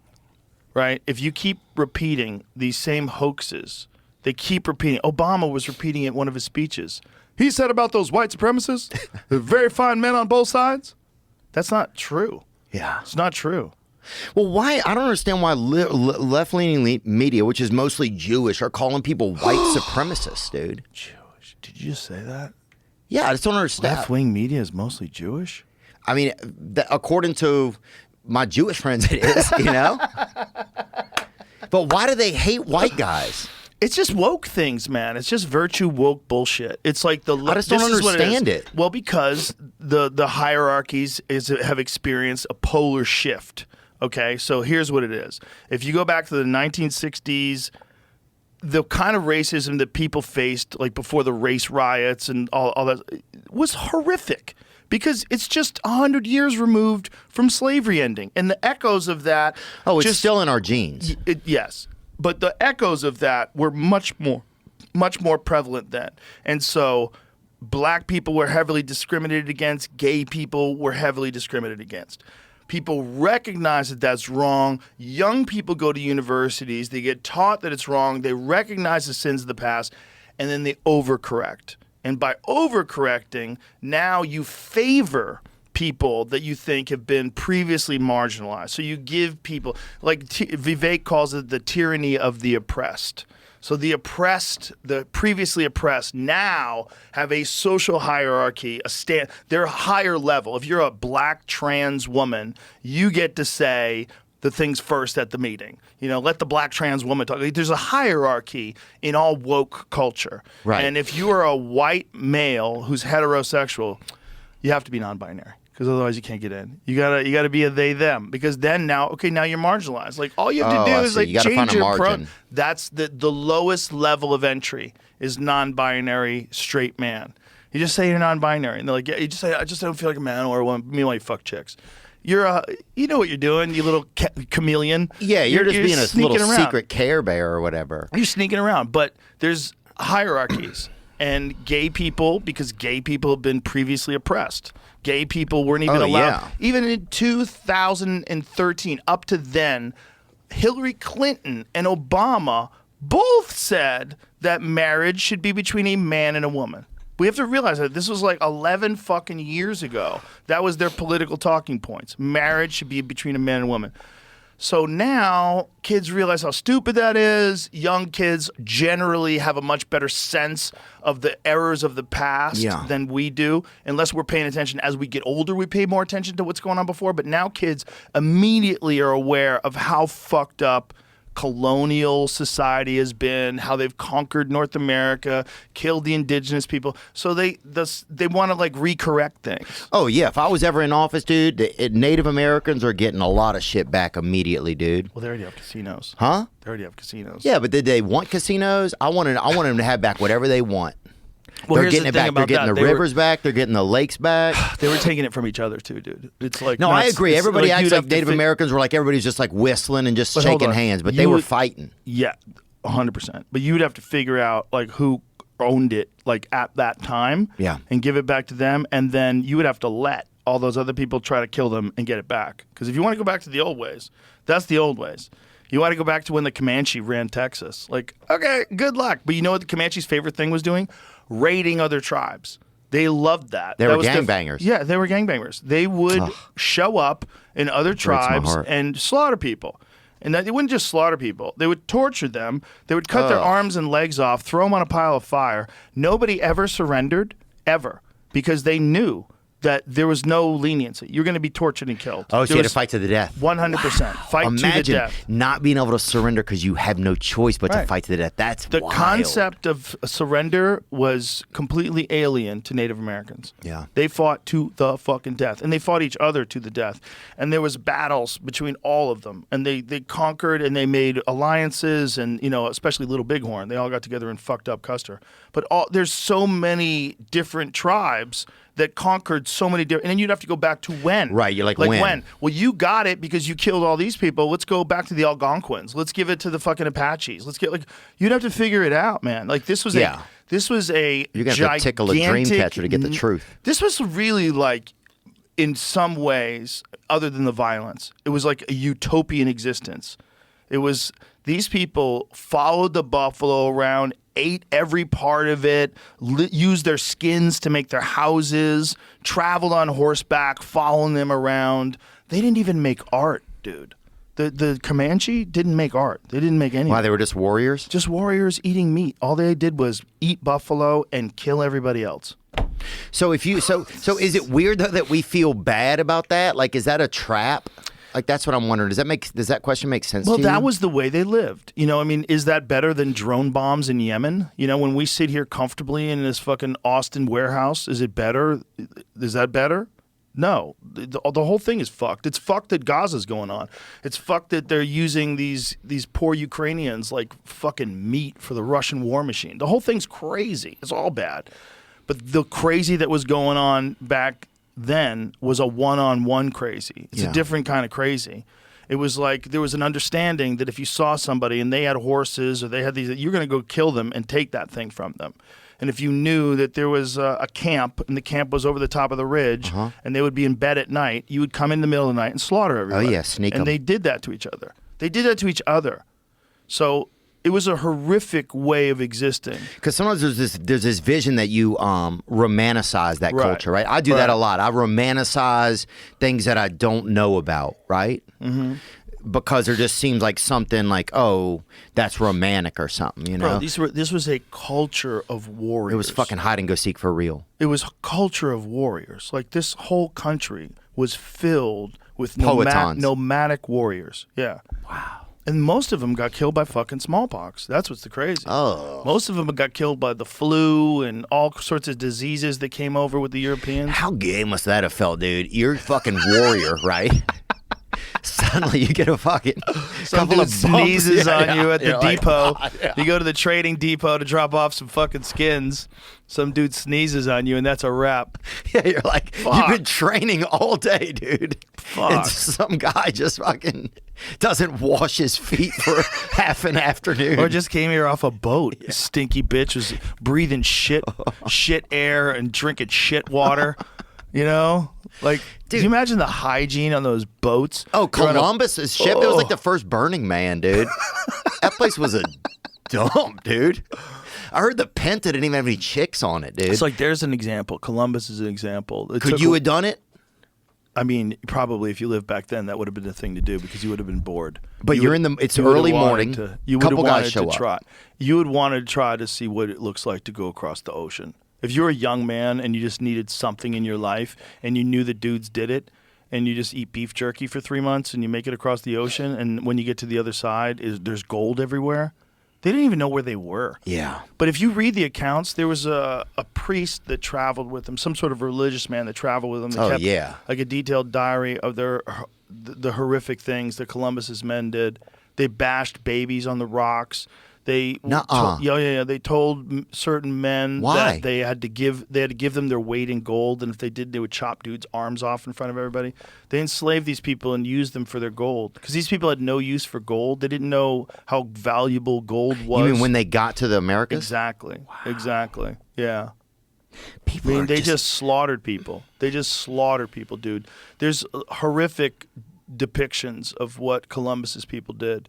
I romanticize nature so much, and it's really vulgar, isn't it? Well, it's just humans have always done this to each other for all of human history. The strong groups of men with weapons invade people that aren't prepared, and they take all their stuff and they conquer them. I mean, it's always happened. It's the most common thing.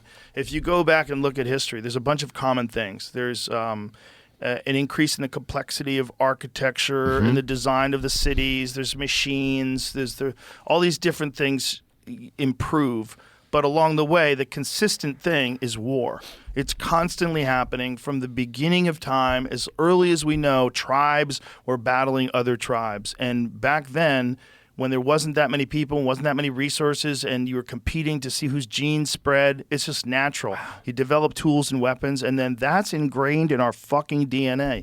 So here we are in 2024 with iPhone 16s and Starlink, and we're still locked into this tribal war mindset because that's how humans evolved. Right. And that's the scariest thing about being alive today is that we're so advanced, we're so much more civilized than at any other point in human history, and yet same amount of people, if not more, are dying senselessly all the time. Right, like we're civilized on the outside, but there's a part of us that will always be uncivilized. Yeah, well, the part of it is war, right? And other parts of the world are not as calm as us. There's parts of the world that are very fucking dangerous. Yeah. There's places of the world where you can't go without getting robbed or shot. Yeah, There's Memphis, first of all. I'll say that. Is Memphis that bad? Memphis is bad, dude. That's where Elvis came from. Huh? Isn't that where Elvis came from? And he left, Has it changed? too. Where's Graceland? Actually, Graceland, you know what's crazy about Graceland, dude? It's What? in Memphis. And it's cool. You go out, they let you in the backyard after the smoke, and Elvis's grave is right there.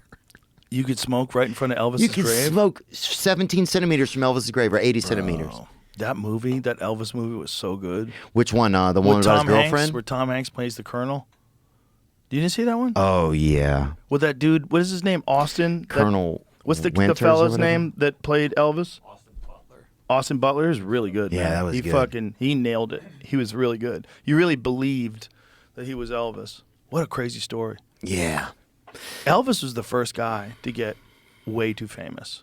The first guy that was just way too famous. Yeah. Like there was no one that famous before Elvis. No, there wasn't, dude. Well, yeah, there was. Jesus, probably. Who else? Maybe Jesus. Constantine. I think Jesus got his reps. He got his Afterwards. really appreciation after he was gone. Yeah. Sort of like Kurt Cobain. Yeah, kind of. That's a good point, huh? I mean, people love Kurt Cobain while he was alive, but I think they really appreciated him after he was dead. There's dude. There's certain guys. What do you think what are you what are you gonna do when what are you gonna do when you die, dude? I'm not doing shit. I'll be dead. All right. We'll see about that, huh? Yeah. Well, we'll see about that. That's what's interesting. Imagine if you really do go to heaven and St. Peter really is there with a book. You're like, this is crazy. First thing you're gonna think is this dude's gay as fuck, I think. With dude. that robe. Yeah, dude, you Why roll wearing a up. robe? Some dude says a checklist or whatever. Imagine it's like you're the most trying to get into enlightened hide being. or whatever. You're the most enlightened being ever, but you walk around with a robe on. Like, robes are stupid. I never want to wear a robe. Hefner wore a robe. If I have to go to like a massage place, you got to wear a robe before you take the robe off. I'm like, okay, you're gonna see me in my underwear in 5 minutes, so why don't we just do it now? Just flirting. It's lingerie. A robe, yeah, dude. A But if robe you- is just male lingerie. Why would God be wearing a robe with a rope tie, bro? Don't you know about pants? I don't know. You can get yourself a pair of Origin stretchy jeans. They're great, man. They look like jeans, but they feel like fucking sweatpants. God, why are you wearing a robe? You man? think God's got that thing on him or what? What do you think? Probably got a hog. You think? He created the universe. Yeah. Oh But- my God. but it's I too bet big? you would want it. I bet you would want it. If you saw it, you'd want it. I wouldn't go up to it. Imagine it just has a magical attraction. You're not even gay, but everybody's gay for God. Hey, look, I'll tell you this. I might walk up to it, but I put sunglasses on Listen, first, dude. If God's real, he made gay people. Anybody who thinks Yeah. gay is a choice, I think gay is a choice for some people. Let me be real clear about this. I think there's some people that are open-minded and say, I'll try being gay for a while. It's not me. Maybe it's you.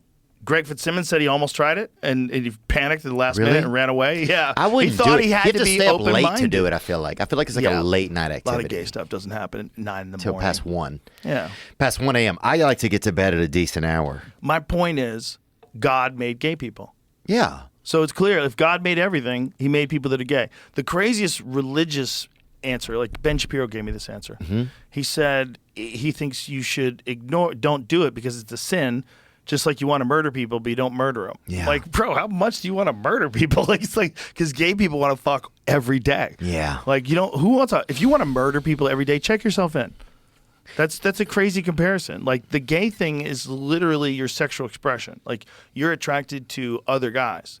So, like, if you're not attracted to other guys, are you sure God wrote that down? Like, are you 100% positive that God really thinks that's a bad idea? But yet he made people that have that urge. Right. It wouldn't be fair if he did that. Yeah. It wouldn't be right. Right. I think the craziest thing is, I think the first gay dude must have been like, what's going on? You know? Like he's sitting there with his wife or whatever, and his buddy comes over to to just look around or whatever, because they didn't have that much stuff back then.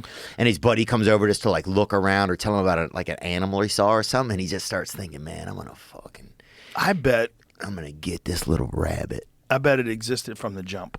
Little rabbit. Little rabbit? Well, what do you think is a gay dude? I think you get that little rabbit. That's I'm what you gonna think. get that little fucking booty rabbit. Booty rabbit. I think gay guys have been here from the very that beginning. I'm gonna snort that little fucking You know why? Because I think human beings. that little dirt oyster. Jesus Christ. I'm just saying, bro. What do you think if the thoughts have to come into your head? Something puts the thoughts in you. I think it starts in the thoughts. I don't think it starts in the DNA. Well, it might start in the DNA too. There was, I think, see if you can find this. I think it was University of Rome. They proposed a theory that there was a variation of the X chromosome that existed in women that are very promiscuous, and that these very promiscuous women had a disproportionate amount of gay sons. Oh my God. Yeah, so the idea is that these women are just they're so dick hungry that it literally passes on through their genes. Where was it? Was it in Rhode? It wasn't in Rhode Island, was it? No, but that could happen in Rhode Island. Providence would be a good place for that. Isn't there like a gay mecca that's kind of there? Yeah. Provincetown, I think. Is Yeah, that it? Jeff. Or is that What's his name? Massachusetts? Used to party there. Jeff from this comedy store. I think Provincetown is Massachusetts. But I know what you're talking about. There's a thing in Rhode Island, and then there's Fire Island in New York. But I think their thought was that the same gene that made women like really promiscuous, they wanted a bunch of different sexual partners. Mm-hmm. That it might be actually a gene thing. You see, the gene thing is weird, man, because Brett Weinstein explained this to me. He said, do you know the difference between a beautiful woman and a woman who's hot? And I said, no. Like, what's the difference? He was like, a beautiful woman is a woman that you would want to have a long-term relationship and raise children with. Yeah. And then a hot woman, like woman who's wearing like very skimpy clothes and very like looks like she's like really made up, very the idea that that's attractive is that you could potentially spread your genes quickly without having any consequences. So this person, right, you wouldn't have to have a relationship with that person, but it would give you an opportunity to spread your genes, like as primates. Just spray and stray kind of thing, like Monsanto or whatever. Fertility, the amount of children they have, I think, or something. Oh, I thought it was the promiscuous women. I think. I'll show you the title. Does it say that there? It says that. I wonder if this is their interpretation. This is, that's around the time. Gay genes survived evolution as it is carried by mothers who have more children. Right, but guess what? If you have more kids, it means you like dick. I think they were talking about promiscuity, though. However, a study published by the Journal of Sexual Medicine found a correlation between gay men and their mothers and maternal aunts who are prone to have significantly more children compared to the maternal relatives of straight men. I think we need more gay men in some of these areas. Well, hold on a second. Doesn't that make sense, though? That would make sense, like, in terms of, like, natural selection. Because if you're someone who's, like, over having kids, you have too many kids, you have, like, 10 children. All right. I would see how nature would be like, you know what? We don't need to spread these genes as much. Let's make a couple of these gay. Right, nature's like let's even things out, right? Right. So, yeah, that I would think make sense. Nature wants people to balance. Yes, Balance. nature wants balance. Yeah, and if someone has 10 kids and everybody else has 10 kids, that could get out of hand real quick. So I can see how if you have a lot of kids, nature would be like, you know what? Let me do this. What was that? Where was that study done from? Where you said? University of Rome. University of Padova in Italy. Okay. And just as there's people that's gay, there's people that are non-sexual at all, really. 100%. Which is stay out of the fight. You don't belong in the 2A, 2 plus A. Yeah. Whatever that is. So what is it? It's QBD. What is it? LGBTQ. LGBTQ2AI plus. Wow. A is asexual. Stay out of it. Yeah. Stay out of it. This is not your fight. Yeah, they got it. Some people. It's not your fight. Yeah, you're just like. You don't even have sex with anybody. Yeah, what if you're just jerking off at your house? Are you in that or what? Like, what is that? Who are those people? Right. That's lonely sexual. Yeah. And L. I think they're going to put robots in there. You see that? You see that robot cutting hay the other day? I did not. Pull that up if you don't mind, Jimmy. With a scythe like the Reaper? Yeah. Like a Reaper? Yeah, it was like I don't want to see that. A little bit of like not a slave bot or whatever. But We it were was talking like about robot bodyguards, that in the future you'll have robot bodyguards. You can go anywhere you want. That'd be cool, but then like the second you start, you got to run. They're gonna be like, All right. And then they'll run. It's going to take half a second. Half a second kills everything. I bet they just pick you up and they run with you. Wow. They just carry you. There we go, right here. This is not real? Oh, that's not real? It's not real. How Wow. do you, Jamie, you're a party pooper. Look how it's moving. Super real. You see that pod where they're Jamie, killing? that is so real. Yeah, By the that's way, real. Go back. 100% that's coming. Okay? Yeah, sure, but yeah. I'm just saying that video. I mean, all these folks that are coming over here for jobs, there's a lot of those jobs that are going to be taken by, like, unskilled labor jobs are all going to be robots soon. But don't you think at a certain point that we shouldn't have that? Like at a certain point, shouldn't AI, if it doesn't help us be human, that at a certain point we should stop it? That's how I feel like. Oh, yeah. Yeah. But They do should you have feel like stopped we're it a there long time now? ago. Yeah. They should have stopped it a long time ago. If you want humans to survive, should have stopped it a long time ago. Yeah. If you want the human race as it is now, you want this to stay, that doesn't make sense because you're making something way better. You're 100% going to make something, and you're going to give it autonomy, and you're going to give it sentience, and it's going to be infinitely smarter than us. It's not going to be restricted by any biological needs. It's not going to be greedy. It's not going to be mean. It's not going to be malicious. But it might decide we're useless. They might decide that it definitely doesn't need us polluting the ocean and fucking up the fucking rivers. And It's risky. yeah, nuclear waste. It's going to be like, what are you doing, you morons? Why are you idiots cracking atoms? Stay out of that. Like you don't even know what Yeah. you're doing. Here's free porn and a fucking VR mask. Just you give you free food. and Have a just blast, yeah. Let you stop breeding. Well, Our population will just drop off a cliff. I saw what were we talking about a second ago? Robots. Yeah. Oh, they're killing another hit people of at the airport. You want another hit of Yeah, I'll this? take another one, man. I need another soda or something. You got anything on you in here? We got coffee. You want some Take another coffee? Kill Cliff if you got one. Well, Jamie, go get you one. Want some coffee? Do you mind? Is that coffee? Yeah. Yeah, It's I'll try some. It's a clean mug. It is? It's warm coffee, eh? Just came out of the dishwasher. Oh, hell yeah. It's like the Civil War. Why do you pour it with one hand trapped underneath that arm? You're freaking me out. Challenging myself, dude. That is wrist stability. That was all wrist. You didn't move your arm at all, dude. You were all wrist on that jam. Yeah. That's I hard to do, man. Thank you. The wrist is the weakest link. You ever do like Yeah. wrist curls? I'm shocked at how weak bitch ass my wrists are. Oh, when it's I do wrist amazing. curls. Well, it's amazing whenever you take like MMA, Like a any 10-pound jiu-jitsu classes, how the first thing you start to learn is just control the wrist. It's Yeah. crazy. Changes Yeah. everything. Especially guys with big hands. If Yeah. you could grab like a guy with a basketball player size hands. There's this dude named Semi Schilt. He used to fight in the UFC. Semi? Semi Schilt. He was 7 feet tall. Oh, wow. And the problem with Semi is if you got on top of him, he just grabs your wrists. You can't get your hands free. You're like, this motherfucker. Because he had these Yeah. fucking baseball mitts for hands. He just wrapped his hands around you. That's Semi Schilt. Wow. Yeah. He was K1 Grand Prix winner. Oh, my God. He looks like Zach Bryan a little. 7 foot tall. He was a beast, dude. He fought in MMA, too. Wasn't a good grappler, unfortunately. That was kind of his downfall, but had a nasty front kick to the body. Yeah, he fought Peter Ertz. He fought everybody, man. Semi was good. And he was real tall and real good at, like, utilizing that height. Wow. It would seem like I would be scared to be that tall in MMA because there'd be more of you to be attacked by. Sort of, but you're way further away. You know? Like, the whole thing is distance where you could effectively strike them and they can't strike you. Yeah. Like, so a guy built like John Jones has the perfect fighter's frame because he's still very strong. He has a lot of muscle, but he's also long and lean. So he's not relatively bulky compared to his weight because he's long and stretched out. Yeah. So he can hit you from here, and you can only hit him from here. This amount of distance Crazy. is so huge. If you have a distance of like that much between where a guy can hit you and you can't hit him, you have to cross that, and you're so vulnerable while crossing that.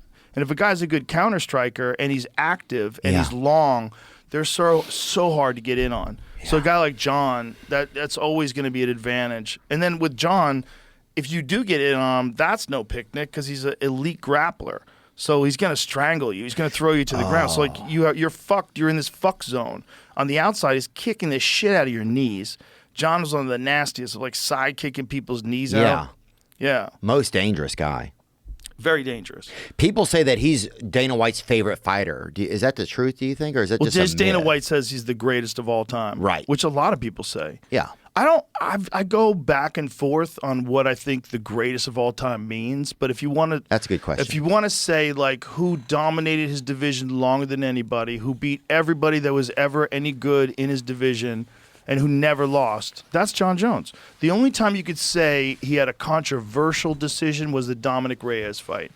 It was Dominic Reyes was coming up. He was in his prime. It was a really good fight, a really close fight. But John won what I think was a split decision. And then he had a split decision with Thiago Santos. But Thiago Santos, he blew out both of Thiago's knees. Thiago needed knee surgery on both of his knees after that fight. Oh. I think that was a split decision. That's dangerous. But the bottom line is John won all those fights. And then, he wins the heavyweight title too. It's tough to argue he's not the greatest of all time. Yeah. I say, if you had to only pick one, I would pick John. But I don't like only picking one because there's a bunch of reasons why other guys are in this elite class of being considered as possibly the greatest of all time. I always say Mighty Mouse. Because Mighty Mouse would do things where you're like, what the fuck did he just do? When he fought Ray Borg, he tossed him in the air and caught him in a fucking armbar on the way down. Oh, God. Do you ever see that? No, I've never seen that. It's one of the craziest things I've ever seen a guy do inside the cage. He threw this dude through the air and caught a flying armbar in the air. Fuck. It's so fast. Like, when it turned, to me, it's like, when I just think, watch this, throws him, boom. Oh! Bro. Wow, dude. Bro. If that dude ain't good at gift wrapping, you got the wrong guy, You know bro. how crazy that is? Look how crazy this is. In the middle of the air, he switches to an armbar on an elite fighter in a world championship fight. That's like a stunt. That's like a stunt move. If you saw that in a movie, you'd be like, shut the fuck up. Nobody can do that. Right. He did it in an MMA championship fight where he was dominating the fight. Yeah, it's crazy how many of those guys would be like Hollywood stuntman, And then you also gotta like, if you just look on record, this is where it gets crazy. If you just look on record of accomplishments against champions, you kind of have to put Alex Pereira already in the conversation of potential greatest of all time, which is so crazy. He's one of only 3 two-division champions, right? How many have been two? You have Connor. You have DC. You have Alex. I think that's it. No. No. I think that's it. Amanda Nunes? That doesn't really count because 45, it does count. But 45 is kind of a non-existent weight class. It kind of doesn't exist. He's a hunter, that guy. She was fighting girls that could have fought 35.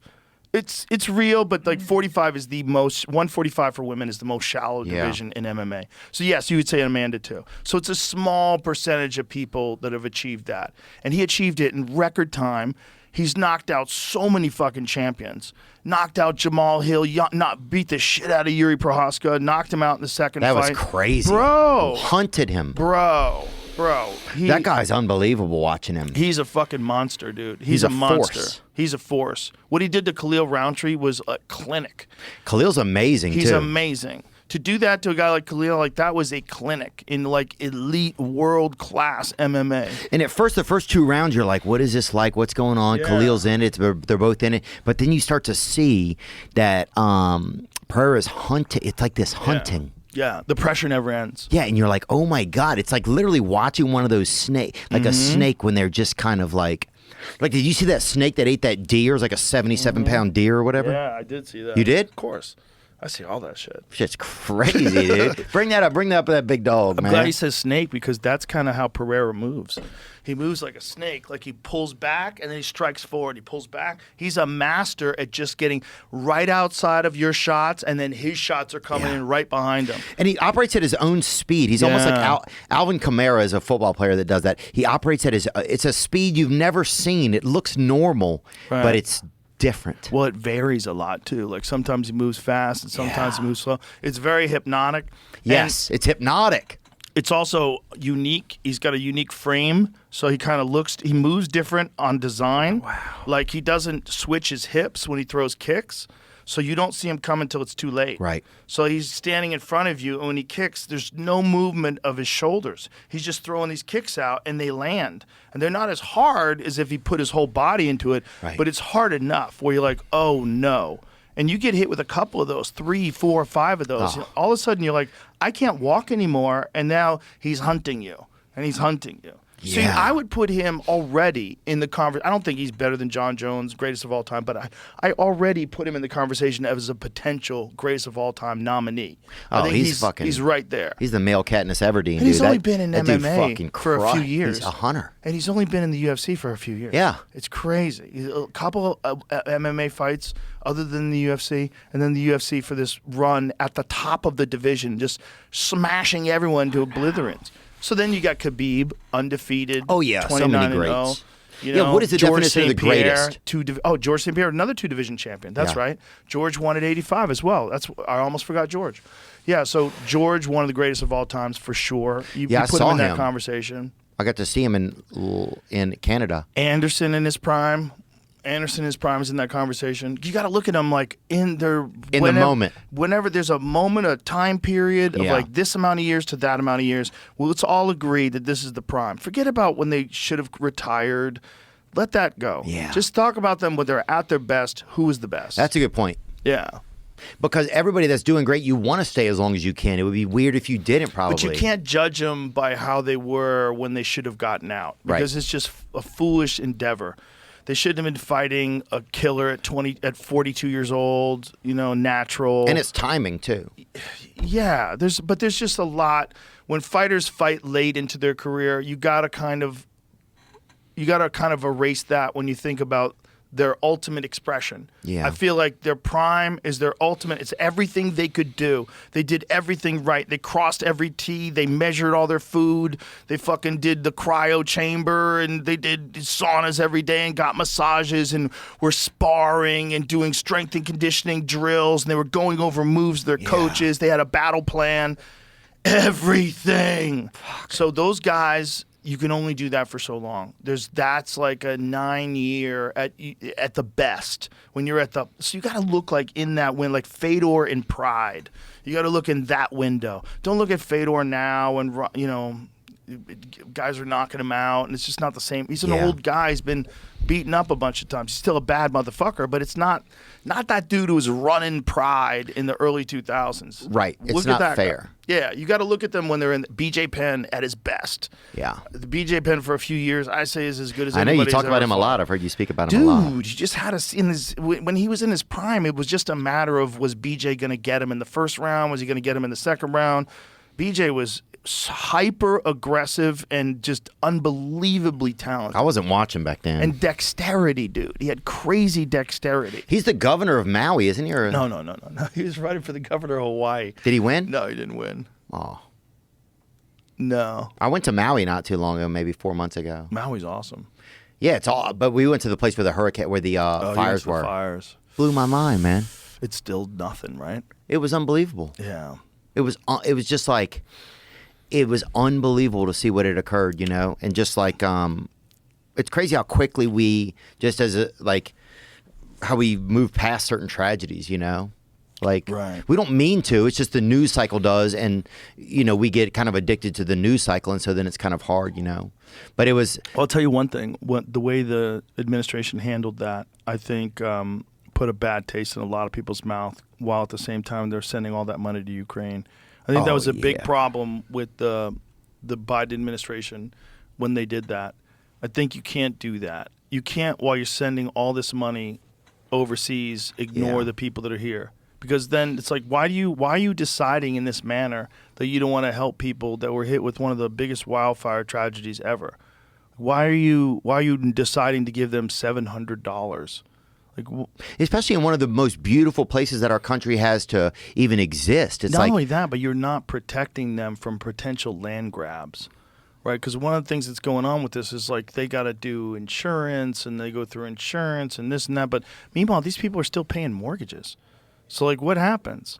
And it's hard to figure out there, Joe, because a lot of people, they live as like second and third generations, all living in the same home. Right. And they've also, a lot of, how Hawaii is, they'll take little pieces of land. It's like, people will build like something small and just live in somebody else's yard, that kind of thing. It's very like, well, there's only so much land, but the problem is the land where that fire hit was very valuable. Oh yeah. It's like this perfect, like Exactly. slope heading, looking down at the ocean. What I would be fearful of, and if I was someone that was working in the government that wanted to protect people from being victimized, I would say, hey, let's make sure that this land doesn't get snatched up. Right. Let's make sure that these people get their land back. That'd be the first thing I would say. Like if they all want to sell out to a resort and they make a decision on their own, that's one thing. But if they get hit with a wildfire and then all of a sudden it takes forever for them to rebuild, they don't have the finances to rebuild, maybe there's a struggle with insurance, who knows? Maybe you didn't pay your insurance that month, who knows? And now all of a sudden this land gets snatched up and you're like, whoa. Yeah. Because if they just, one of the things that the governor was talking about was you turning it into a park or something like that. What did he say? Acquiring it for the state? What was his exact term that he said? But he said it right after the tragedy. It was like, dude. This is not the time to say it. It's not the time to ever say it. It's not the time to ever say you're going to take people's land and turn it into a park because they just got hit by a fire. So now you used to live in this amazing place with a killer view. Not anymore. Yeah. Now the government's going to take your land. Why? Because you got in a tragedy. What? Yeah. I got double fucked? You got double fucked. You don't even get to keep the land? You can't even rebuild there? No, not anymore. There was a tragedy here. Wait a minute. Well, I think that's a weird thing when you don't feel like as a person that your government is going to support you. I think that's probably a feling why. Bro, that sounds like the opposite. It's like your government's trying to rob you. Right. Did you find it? Find the quote that he said? We got to read the quote because the quote is it made so many Hawaiians so pissed off. Tulsi was so pissed off. BJ was pissed off. Yeah. Everybody was like, this is crazy. How can you say that right after a tragedy like this? Yeah, I remember I went there. I just walked up to the fire department that was up the hill from there. Oh, man. And I just walked up and I was like, hey, I would like to, is there any way that I could go see what happened? When I was looking for it, this says that the video is shortened and it makes the comments distorted. It distorts Hawaii governor's comments about the state buying land in Lahaina. So what are the actual? What did he actually say though? I can find. I'm already thinking about ways for the state to acquire that land, so that we could put it into workforce housing, to put it back to families, or to make it open spaces in perpetuity as a memorial to people who are lost. We want this to be something that we remember after the pain passes as a magic place, and Lahaina will rebuild. A tragedy right now is the loss of life. The buildings can be rebuilt over time. Even the banyan tree may survive. But we don't want this to become a clear space where then, yes, people from overseas come and decide they're going to take it. The state will take it and preserve it first. So maybe some of their goal was to preserve it. Hold on a second. Say that again. Scroll back. This is interesting. But we don't want this to become a clear space where then, yes, people from overseas come and decide they're going to take it. The state will take it and preserve it first. I think what they're probably worried about then is the banks grabbing it. So them saying that the state could take the land might be to prevent the banks from grabbing it and selling it and putting something there. But it's still seems like overreach if you're living in the fucking place where the state's going to take the land. Well, it would be very scary as just a regular person. So I'm going to lose. So I'm either going to lose my land from to here or to here. Right. Where am I going now? What am I doing? And you aren't hearing anything about it. Yeah, you just don't anymore. We looked it up once. There was a time where the government accidentally oversent money to Ukraine. They sent them $6 billion they shouldn't have sent. Yeah. So we looked up how much would it have cost to rebuild every house in Maui from the fires. It's $5 billion. So the extra money that they accidentally sent to Ukraine, they could have sent there and rebuilt every house and had $1 billion left over. But we give you $700. Unreal. That's disgusting. That's disgusting. If you want us to pretend that we're all on the same team, you got to treat us all like we're on the same team. You can't be throwing all this money into Ukraine, and then there's places in America that suck, and you're not doing anything to help these folks. That's it's just and people will say well, your tax dollars don't affect it, but at a certain point, it's not even about that. It's just do you not if I'm an American and I'm contributing to this business by being an American and being part of the system, does the system not care about me, But I guess everybody thinks about that in different ways, so. Well, I think whenever you have a system. I'm out of my mind. System's a bunch of people. And so when you have a bunch of people, an enormous amount of people, it's too many people to think about as individuals. You think about it as numbers, and that's like the sort of sociopath version of a government. They just think of you as a number. Yeah. But when people start to lose their like if you start to lose your sense of being an American, then you start to that's big for a lot of people, right? Like, so then it's a sense of purpose, right? One of the senses of purposes I feel like that we get, or like having a job, having a family, or somebody that loves you or that you love, or having being a part of a country, right? Being a part of a fabric of a society. Right. And when those things start to erode, some of those things, and if you don't have any other ones to back it up, then people get really rogue. You know? Yeah. Well, they get rogue, especially if they've been told by the mainstream media forever that if one side wins, you're going to be in a right-wing fascist dictatorship. Yeah, it it just fucking pisses me off. I don't understand that. That should be a crime. It should be. Well, it's at the very least, it's like slanderous. Like that's not. It's not true. You can't back that up. It's not true. Like you're saying something that we have evidence of 4 years of him being a president and not doing that. And what does fascist mean? Let's look up the actual definition. But there's a bunch of different versions of it. It's usually connected to a right-wing authoritarian ideology and the power of the state over people. And it gets twisted around a lot because it's also, you could also say it's fascist to impose certain ideas on people, demand certain speech, which would make a lot of left-wing people fascist as well. Far-right authoritarian and utilitarian ultra-nationalist political ideology and movement characterized by a dictatorial leader, centralized autocracy, militarism, forcible suppression of opposition, belief in natural social hierarchy, subordination of individual interests for the perceived good of the nation or race, and strong regimentation of society and economy opposed to anarchism, democracy, pluralism, egalitarianism, liberalism, socialism, and Marxism. Fascism is placed on the far right wing within the traditional left-right wing spectrum. Who's doing all that? No one is. So it's like it's a bullshit term that you're throwing on a guy who has a different political philosophy than you. Put it back up again, please. It's like there's real fascists in the world. There's really dangerous people. That guy's not. He's got a big ego. He says ridiculous things. Who are you talking about? Trump. He doesn't behave like a guy that you think of in a traditional sense of being the president. But no, he just seems like just an older guy who kind of has likes being Donald Trump. I think he loves being Donald Trump, but I think he's got some good ideas that a lot of businessmen agree with. Well, I think you need a businessman to do this. It's not a. We don't live in this Care Bear world anymore. Our politics, it's become a dirty fucking business. Yeah. So I think you want a businessman in there. Like, I don't care if somebody's attitude. Can the guy do business? Then that's who because it's all business now. Like it's been sold out. It's like, I don't feel like it's this, I don't know. Does that make any sense, dude? Sorry, dude. I'm fucking having a day, man.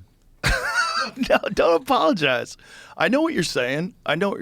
Yeah, it is business. But it's like you want a shrewd businessman. I don't need Mary Poppins in there, right? Right. I don't need somebody to tell me everything's okay. I need just I need somebody to make our fucking food safe. I need somebody to make our streets safe. Right. And that's all I really need. Right. I feel like if I'm paying taxes, then those are the things that I should expect that my FDA and that my police department, which I'm paying for, are going to be able to make sure that I can raise a family and raise them healthily and make it home from work to see my children. I feel like I don't have any children yet, but I already feel, that's what I feel like people want. I don't care about anything else. Yeah, I think most people feel the same way. They just want to be safe and happy.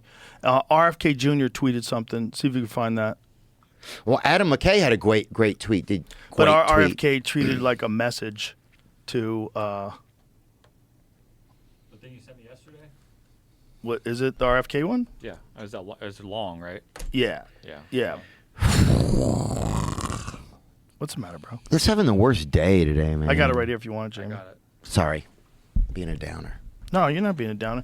But you This keep. wasn't it. This. That's Yeah, it. I'm sorry, man. Look at that. FDA's war on public health is about to end. This includes its aggressive suppression of psychedelics, peptides, stem cells, raw milk, hyperbaric therapies, chelating compounds, ivermectin, hydroxychloroquine, vitamins, clean food, sunshine, exercise, nutraceuticals, and anything else that advances human health and can't be patented by pharma. If you work for the FDA and are a part of this corrupt system, I have 2 messages for you. Number 1, preserve your records, and number 2, pack your bags.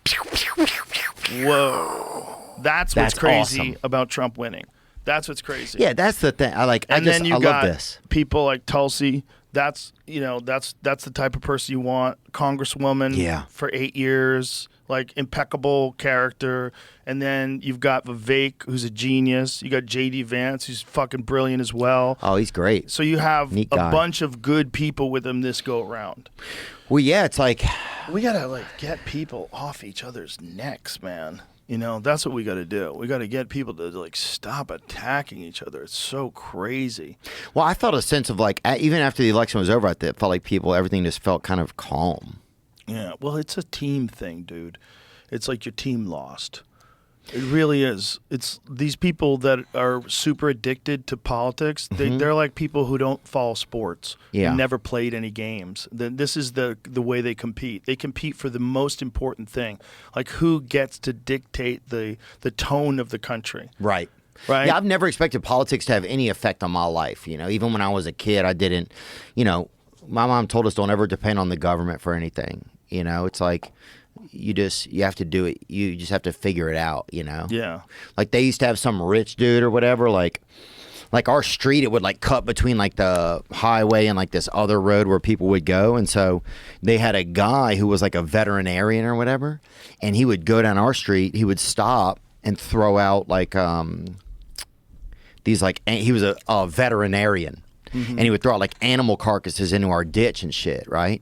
So Jesus Christ, like dead cats and shit. Yeah, dead animals, different animals. Nothing really, I would say medium size, probably 32 waist and lower, right? Right. He would throw those bitches out into the fucking, I guess, to just get rid of them. And our neighborhood was the poor neighborhood, so it was who gives a fuck about these people, right? What an asshole. Totally. But we Just throw them on the streets? throw them in the ditch. But we call the police and they'd be like, yeah, we'll help. And they would never come, And my mom was like, don't ever. I remember her telling us, do not ever expect the government to fucking help you do anything. You have to do shit yourself, Also, cops don't want to take dead animals and fucking pick it up and put it in a bag. That's not what they signed up for. Yeah. I don't know. And then if go they're not busy. investigate let's see what kind of animal was this. Let's Yeah, it was investigate this local veterinarian. And he would just throw those bitches. And sometimes it would be, after they died or whatever, after they, after the bones got blanched or whatever by the sun, we would fucking throw, do games or shit, but nothing. What? Or, throw them at each other. You fucking do. You guys are throwing bones at each other? You have fucking 6 rib cages there. Yeah. Oh, God. You're fucking, bro. Welcome to Haiti, dude. That's it was probably why you don't fucking get sick a wild. lot. You probably got immunized by all the bacteria and finding dead animals. We had a good time. But nothing like that snake had in that ditch. Bring that thing back up, dude. I wonder how many fucking kids that get helicopter parented get allergic to more shit because they don't get exposed to things. They're not crawling around, playing in dirt and shit. All that stuff's probably got to be good for your body, right? When you're little kids, especially playing in dirt, playing outside. Oh, yeah. If you're just sheltered or whatever. Yeah.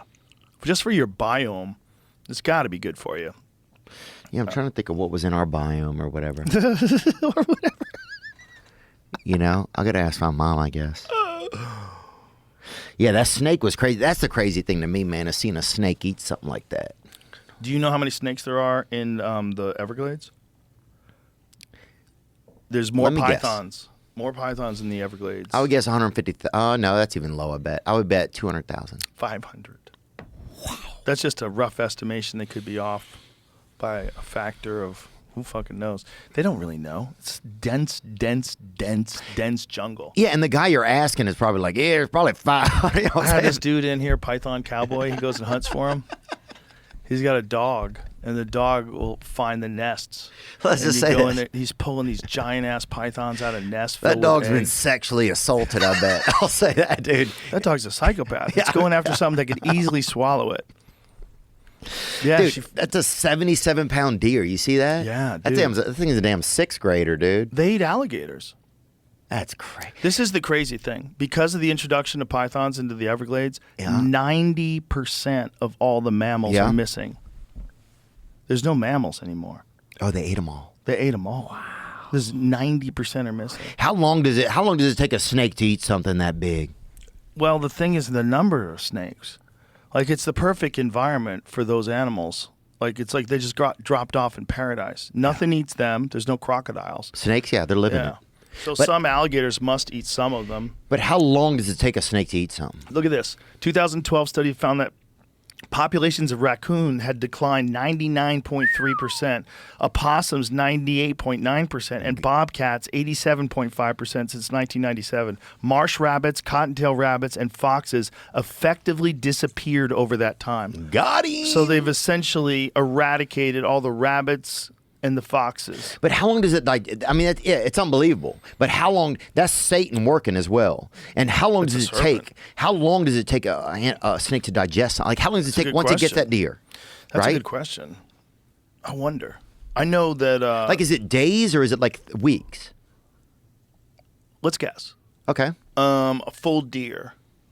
1 week. I say 1 week. Ooh, that's a pretty good guess. I wish. Because I- there's like antlers and shit and hooves. yeah, yeah.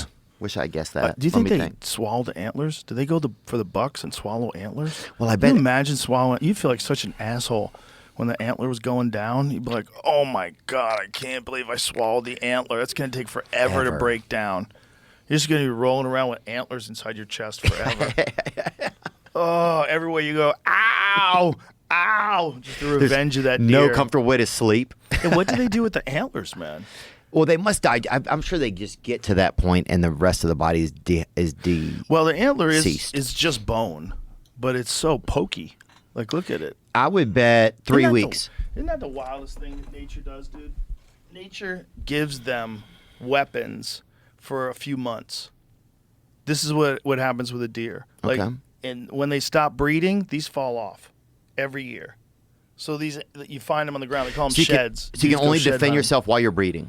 Exactly. And it's offensive as much as it's defensive. They run at each other and clash. You see them fighting. It happens all the time. It's pretty fucking cool. They go after each other and just fuck each other up. And Yeah, they'll see them sometimes hooked together. Yeah, I mean, nature's danger.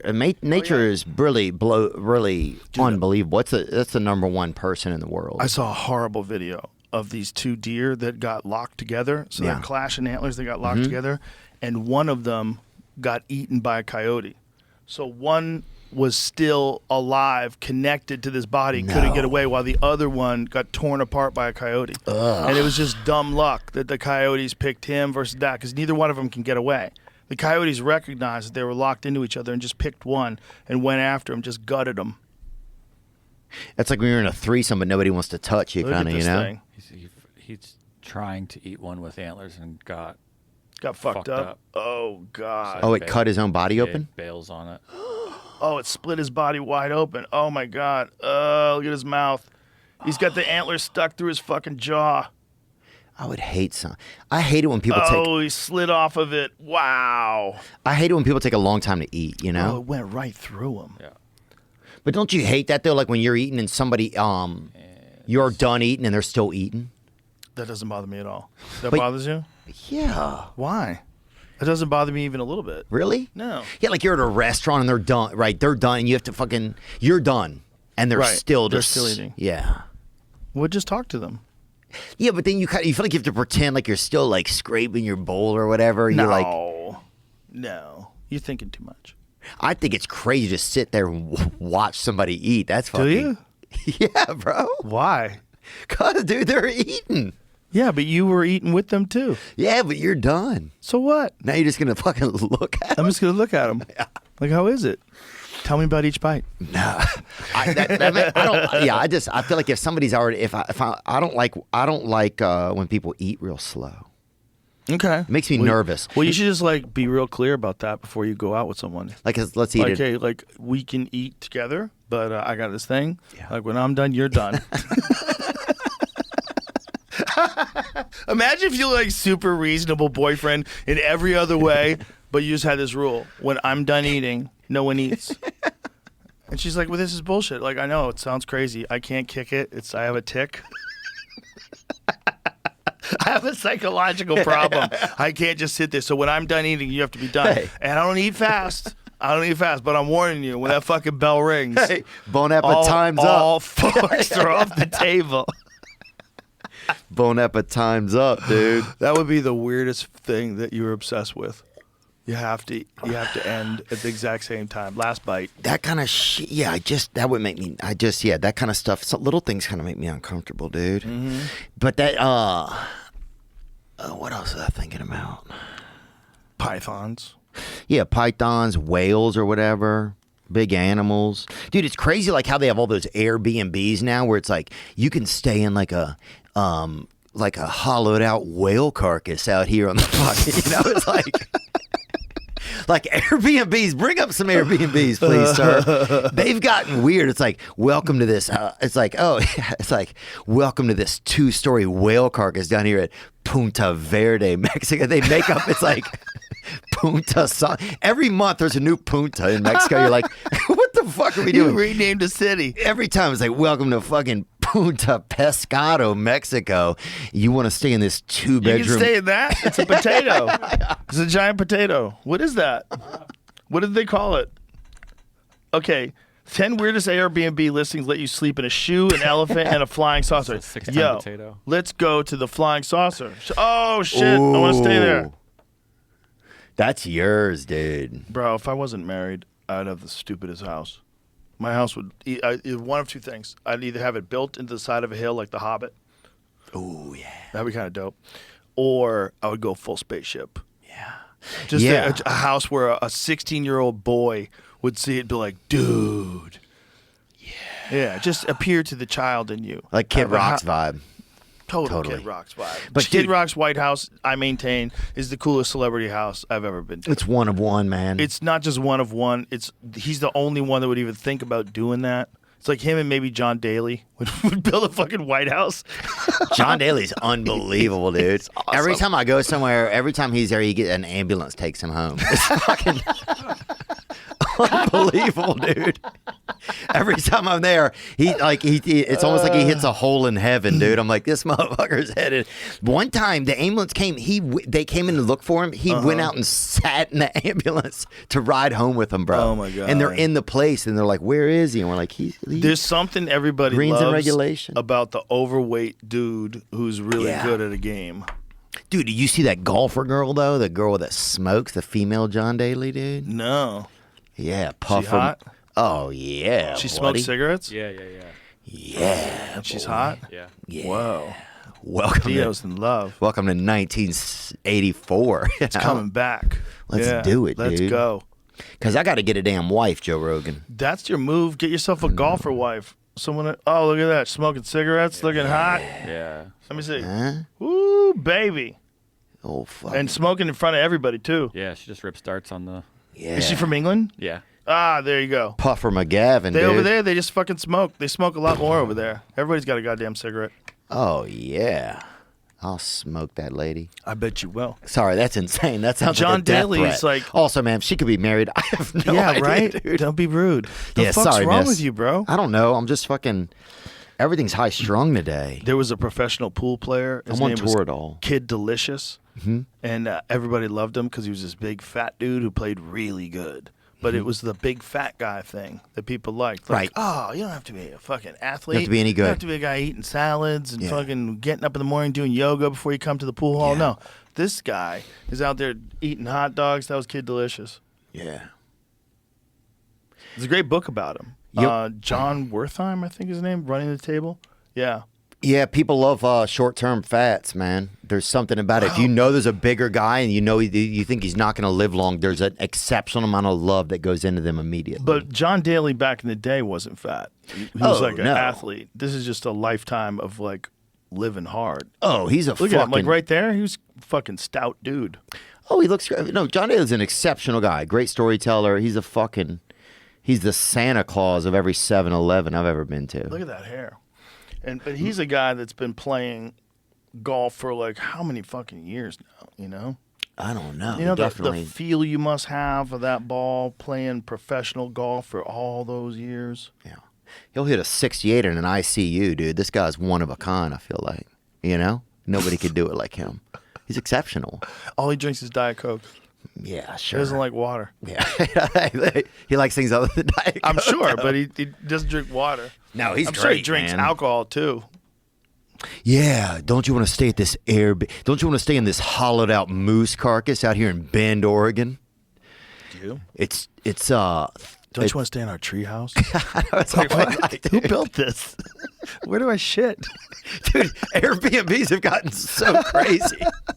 Don't people rent out like tents and shit? Yeah, it's like They'll supply you the tent and everything like it's that. just like regular shit, and people are like, "Yeah, we'll go stay there." Yeah. You know, Not don't a you bad want to sleep move if you don't want to set up a tent. Like I like camping, but I'm too lazy to set up a tent. I'll just show up at your You house. know, you get them rods and shit. You got It's a pieces pain in the butt. together and fucking. It's all like. and you look sad in front of your wife too. You're like, And you're tying it down, dink, dink, dink, into Ugh. the ground, dink, dink, dink, and then you realize, and you're just sleeping in a little cloth house, Yeah. out in the woods. "Oh, hey, bunny." Yeah, there's an Airbnb tent. Go That's stay in the nice, tent. dude. That's probably in Austin. You can fuck in this tent, bro. Fuck yeah. Yeah, let's go. You ever did a lot of fucking outdoors, or what was your life Outdoor like? fucking's the way to go. I ain't scared of mosquitoes. I'm an outdoor fucker whenever possible. Did you ever do any when you were When younger, I was Joe? a kid, yeah, he stuck away in the woods. Me and this one girl, we were fooling around in the woods. We never got to the actual sex part. We got close. We got ate alive by mosquitoes. We tried to get naked outside. And so, like, literally, our whole bodies was covered in mosquito bites. It was horrific. Were y'all near a stream, or was it more landlocked area? It was near a river. Yeah, Yeah, it was near my the guy. Charles River. My guy. Yeah. The kids would just go into the woods. You know, we'd always find kids drinking in the woods. Yeah. You know, like we lived in an area. I lived in Newton, Massachusetts when I was in high school. And Newton is it's a great town, like a really cool area. And where I lived, which is called Upper Falls, there was all these like woods and trees and shit. And the river was right across the street from my house. And it was always these wild kids like playing Billy Squire on a boombox and smoking cigarettes. And it was like The Outsiders. It was really interesting. And then one kid would get a car, like, oh shit, Bobby's got a car. Oh, it was the You know? best, dude. Brum, brum, Bobby's driving us around. Like, Rockford this is Five crazy. Skates in the trunk, just Yeah, coming down the man. street. Dude, to this day, one of my favorite cars, I have a 1970 Chevelle. And I got You own it? Yeah. Oh, bring it up. I would like to see when it. when I was a kid, Yeah. before I had a car, my friend picked me up in his buddy's car. I didn't know the other dude. I met him like from school or something like that, but I didn't know him. And he picked me up in this 1970 Chevelle. It was black with white stripes, and it was perfect. And I remember I saw it. I was like, how does he own this? How can you own this? Yeah. Like, that's how I felt. Like I was sitting in the backseat of the car. I was like, this car is so crazy that you could own this car. And I remember he ran out of gas, but coasted right into the gas station and stopped the car in front. It was like the coolest thing I'd ever seen in There's my nothing life. better. The guy owned that car somehow. As a 16-year-old boy, I was looking at this car going, how? How did you do this? How did you do this? Let's see it. No, that's a different car, Jamie. That's my 1970 Barracuda. That's a I beautiful. don't think the 70 Chevelle is on anywhere, but it's just Google black 70 Chevelle SS white stripes. Dude, there's That's nothing. it. There's nothing like. That's it. There's, on the wrong video. there's nothing like running out Yeah. of gas and coasting to the fucking pump. Dude. Mine looks almost exactly like that, but that's exactly like this kid's looked when he picked me up and I got a ride in his car. I was like, that's a 69. That's another amazing car. But that one, the upper one in the middle, that's my actual car. That's my car. Ooh, wow. Yeah. Dude, I love that thing. That's my favorite, I think, out of all of them. I love it so much. It's just because it brings me back to that moment when I was a 16-year-old kid and this guy had this car. I was like, how do you have this car? How is this even possible that you have this car? Yeah. Oh, that was crazy, dude. If an older kid picked you up when you were a kid and he had a car, that was like getting into like somebody who had a car's car when you couldn't even have a car was the craziest feeling ever. Because you couldn't believe it. Yeah, you were like, The what? things that we completely take for granted. Like your buddy picks you up and give you a ride. Like, hey, what's up? What's up, Will? How's it going on? It's normal for you now. Like, oh, I'm just sitting in the back Whatever. seat of my friend's car. But back then, it was like, whoa.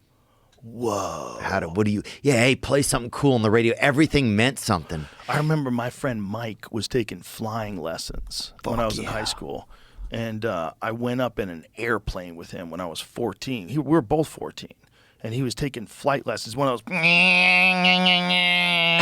It's like, what the fuck? I'm letting this 14-year-old kid fly me around with him in a plane and an instructor. Yeah, but back then, like, you would just... You do were shit. So thrilled just to get out of your fucking house. You'd hop in your buddy's back seat. You're like, where are we going? Yeah. I don't know, man. We're going to go to Bobby's house. Yeah, all right, you're let's listening to fucking songs on the ride. radio. You couldn't believe you were in a car. Yeah.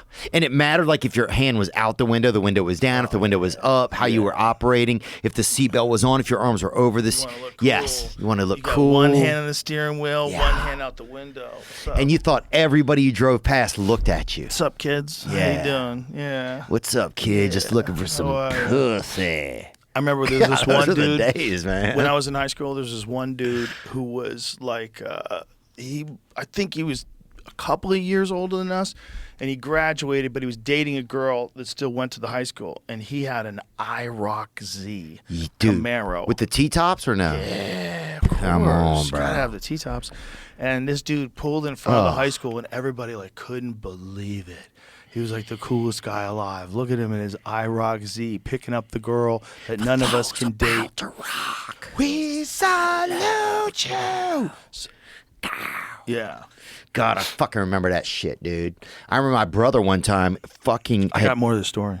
Sorry, go on. That dude who had that IROC ran over a guy accidentally and dragged them through the city for miles. Just tried to like get the body out from under his car a couple times, but couldn't do it. But just kept driving. So driving around this IROC Z with a person stuck under the car, driving for miles. I hate that kind of stuff. You ever had like a bag stuck under your car or whatever? Yes, that's different. I'm joking. I'm Yeah, joking. I feel like That's a total joke. I feel like dude. if you drive over someone, maybe pull over. Hey, maybe pull over. But I don't know, pulling over, dude. What do you do at that point? There's like guys that you hear about from high school. It's like you feel like you're in a Stephen King book, like Stand By Yes. Me or something like that, you know? Oh, totally. Everything felt like kind of had the Stephen King vibes back then, you know? Well, people just disappeared back then, and there was no phones, and there was no internet, and you barely remembered people if you didn't see them for a month. Yep. Like you didn't even have a picture. I have like 5 pictures of my friends from high school, you know? Yeah. And mostly because my friend Jimmy sends them to me. But it's like you don't remember. You don't remember what anybody looked like. You don't remember anything. But now... Too much. Now you know everything. But back then, it's like you would hear about this, like one of the guys you went to high school with, he got in trouble, and like, oh no, now he's in jail. Whoa, Like he's Todd's in jail. Yeah, whoa. I remember I met this one dude who just got out of jail. Yeah. He was friends of my friend. The first guy I ever met that was in jail, and he had just the weirdest vibe. I had a buddy of mine who actually was a training partner of mine who was one guy. He was like this one way, and then he went to jail on a drug charge, and he came out like 3 years later, and Yeah. he was a totally different person. Oh, wow. He was super jacked. I don't know if he was doing steroids or what, but he was like really jacked and fucking aggressive and super dangerous. And he was telling me these stories about jail and about all the fights that he had gotten into in jail, and he got in like almost like a fight to the death with a mop stick in this guy. He was telling me these horrific fights, and it had just changed him, man. I mean, I'd never experienced something like that before, where I knew a guy before he went to prison, and then I knew him after prison, and he was just a completely different person and fucking very dangerous to spar with. Like very dangerous. Like he would try to kill you. We would have wars. Like they weren't really sparring matches. They were fights. People were, some people got dangerous, dude, especially if they got on the drugs or got on the gear, you know? This guy I think was both. I think he was on gear, and I think he was doing coke, because I know he was selling coke. I know he was getting coke for girls and stuff like that. He wound up dying. But here's where it gets really crazy. while I knew this guy, like while he was training at the same gym as me, he got arrested and questioned in this murder where this guy who was an informant, I think he was an informant, they found him where he had been repeatedly injected with cocaine to keep him alive while they were breaking his bones. So from him blacking out from the pain, they were injecting him with cocaine to keep him awake and conscious while they were breaking his bones with a hammer. I think they cut his hands and his head off too, and he got somehow or another he got implicated or at least questioned about that. I was like, yo, Imagine even being in the other room while that's going on. Yeah, You know, even trying to watch a show or whatever, like, or just like and you hear. you're like, keep it down. You know? Jesus Christ. Bro, Can't you guys insulate your torture house? It's fucking up the rest of the neighborhood. Yeah, I mean, what the fuck, dude? I would never be able to torture somebody, I don't think. I would be able, I'm trying to think of the things I could do to somebody.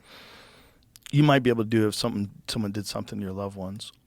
I think you would be surprised at what like a mother would do if she caught some person doing something to one of her children. Yeah. You know? And a father too, huh? Yeah. Oh, yeah. But I mean, even mothers who you wouldn't think of as being like violent.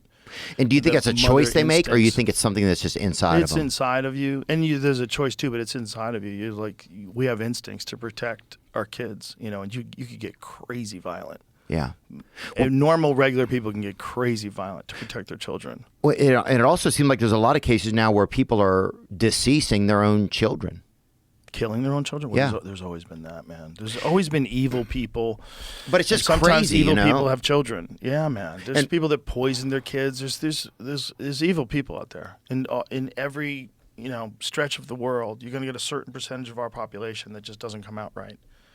You know? And that's normal. It's like everything. There's always a percentage that's just not right, yeah? Whatever the struggle that the human race is involved in is, if you wanted to break it down and just philosophically, it's essentially a struggle between good and evil. Always. It's always a struggle between good and evil. Yeah. And you're always going to have a certain amount of evil that you have to overcome. And I think that amount of evil that you overcome should be small, but I think it enforces this idea to do good. And that good conquers evil if everybody works together cooperatively. But you need something. If you don't have resistance, it feels like people, the way we're designed to constantly try to innovate and make better things and improve upon society, improve upon our own lives, we're always like trying for progress, right? I think that's all sort of tied in to competition. And competition needs a foe. You need an antagonist and a protagonist. You need resistance. Yeah. And I think the unfortunate thing is that there is evil in the world. The fortunate thing is that evil makes you appreciate love, and it motivates people to stop evil, Yeah. and it motivates people to limit evil. You know, like the calls for law and order in this country, like during the riots. Remember when everybody was like, "We need law and order. We need law and order. You can't have just people breaking into things and stealing everything in law and order." Like that kind of stuff. It's like that's good versus evil. It's evil to just smash windows and steal things in the name of some guy that you don't know who died unjustly. That's crazy. You're just using this as an opportunity to say fuck violence. everyone. You can't have people just running around saying fuck everyone and lighting things on fire. You can't have that. Yeah. You can't have that. So like when you encounter these different things, it makes you appreciate not having those things, so it motivates you. One of the things that got people excited about Trump being in office is that he wanted to get away from all this defund the police shit. He wanted to get the country back to law and order. He wants us to increase manufacturing, all the things that make people feel good about the future. Give you purpose. Yeah. And they didn't feel that way about the message that they were hearing from the other side. They felt like it was going to be more of the same shit. And more of the same shit doesn't get anything done. We still keep getting involved in these wars that we don't want to be involved in. Yeah, shut it down. Shut down everything that doesn't have to do with us, I feel like, for a while. It's like there's just a lot of stuff that we haven't even healed from in this country, you know? Oh, yeah. That's the biggest thing. I Yeah. think there's a lot of things that we haven't healed from that we should try to address as a group, you know? And that could be like, everything from Native American times, slavery times, opioid epidemic. There's tons of things I feel like that it's like, and I don't know how you do that. I mean, I know time has a lot to do with it, but it's like, I just don't know if sending our resources elsewhere is the most important thing right now. When it's like we could, I think, try at least. Trump thinks he can to help. fix these overseas conflicts. I don't know if he can, but the point is, like, something has to be done. We can't just keep throwing money at war and ignoring ourselves. That seems crazy. And if you're saying we're not ignoring ourselves, well, we're not spending the money and the resources that we need to fix all the problems that we have. Well, yeah, it's like even if you look at like, recently I learned that like the number one cause of medical debt is insurance. Medical debt is the number one cause of bankruptcy in America, right? Is it really? Yeah, that's crazy. That makes sense. It's crazy that there's makes just sense, such though, a laundering system that goes on. It's money laundering Well, between hospitals and insurance companies. Yeah, there's definitely. I mean, if you talk to Brigham Bueller from Waste to Well, he'll explain to you. Yeah, I just went there the other day. He's the man. I went to Kuya and I went there, dude. Nice. I've been Look trying to at get you, well bro. while I'm here. Try to get well. It's been tough. What were we just talking about? Medical debt. Yeah, he'll explain it real well. It's like it's kind of a fucked up system, but it just makes sense that would be the number one reason why people would go bankrupt, because you're out of work because you got a medical issue, then you have medical bills. If you don't have insurance, you're really fucked. If you don't have insurance, like, woof. But it's just a scam. Like the prices for our drugs are so much more than other countries. Just things that it's like our government doesn't want to make better deals because there's this middleman that's making a lot of money off of it. There's that. I don't know. There's definitely a lot of influence with a lot of money, and I don't know also companies that we need. Pfizer makes good stuff. These companies make really beneficial drugs too. Yeah. But it's just the problem with all these fucking people is they just want to make more money constantly, and if they can get you taking more pills than you need, they will. That's how they sell. They want to sell pills. They can come up with a reason. Are you anxious? I am a little. Hey, here you go. And next thing you know, you're dependent. Yeah, it's like, do you have two legs? You ever been on a bicycle? Like, the things are just crazy, you know? Do your feet itch? Yeah. You ever had oatmeal raisin cookies? And you're like, well, fucking, this is me, I think. We can't let them advertise. People are still going to buy the drugs, but the advertising thing is crazy because it affects the media, too. It affects what people are allowed to investigate. It affects what the news is, because the news is not going to give you everything. They're going to conveniently ignore things that would affect their partnerships. Yeah. If you have it's all advertising. Yeah. What did we say it was again? The amount of billions of dollars they spend every year on advertising, pharmaceutical drug companies. Did you were you nervous about endorsing Trump or no?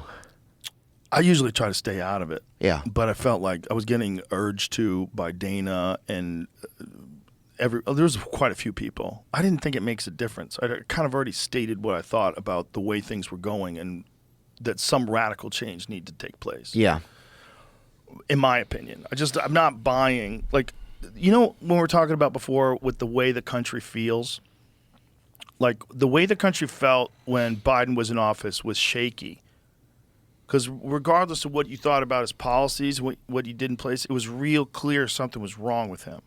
And they were lying to us. Oh, yeah. So that alone makes the whole country feel uneasy, right? Even if you think that the administration is moving certain policies and certain things are moving in the right direction, the economy's moving in the right general direction, even if you agree to those things, when you have a guy that's at the front that's obviously in some way compromised. There's something going on. Going on that they don't want to admit. And everybody knows it, and he drifts off, and he says things that don't make sense, and something's wrong, so everybody feels uncomfortable, even if everything's going well, right? Because for good or for bad, that person that's in that office kind of sets a tone for the country. And the tone for the last 4 years was confusion. So regardless of their policies, the tone that's being established whenever he talks or whenever she does interviews or she talks is a confusing talk.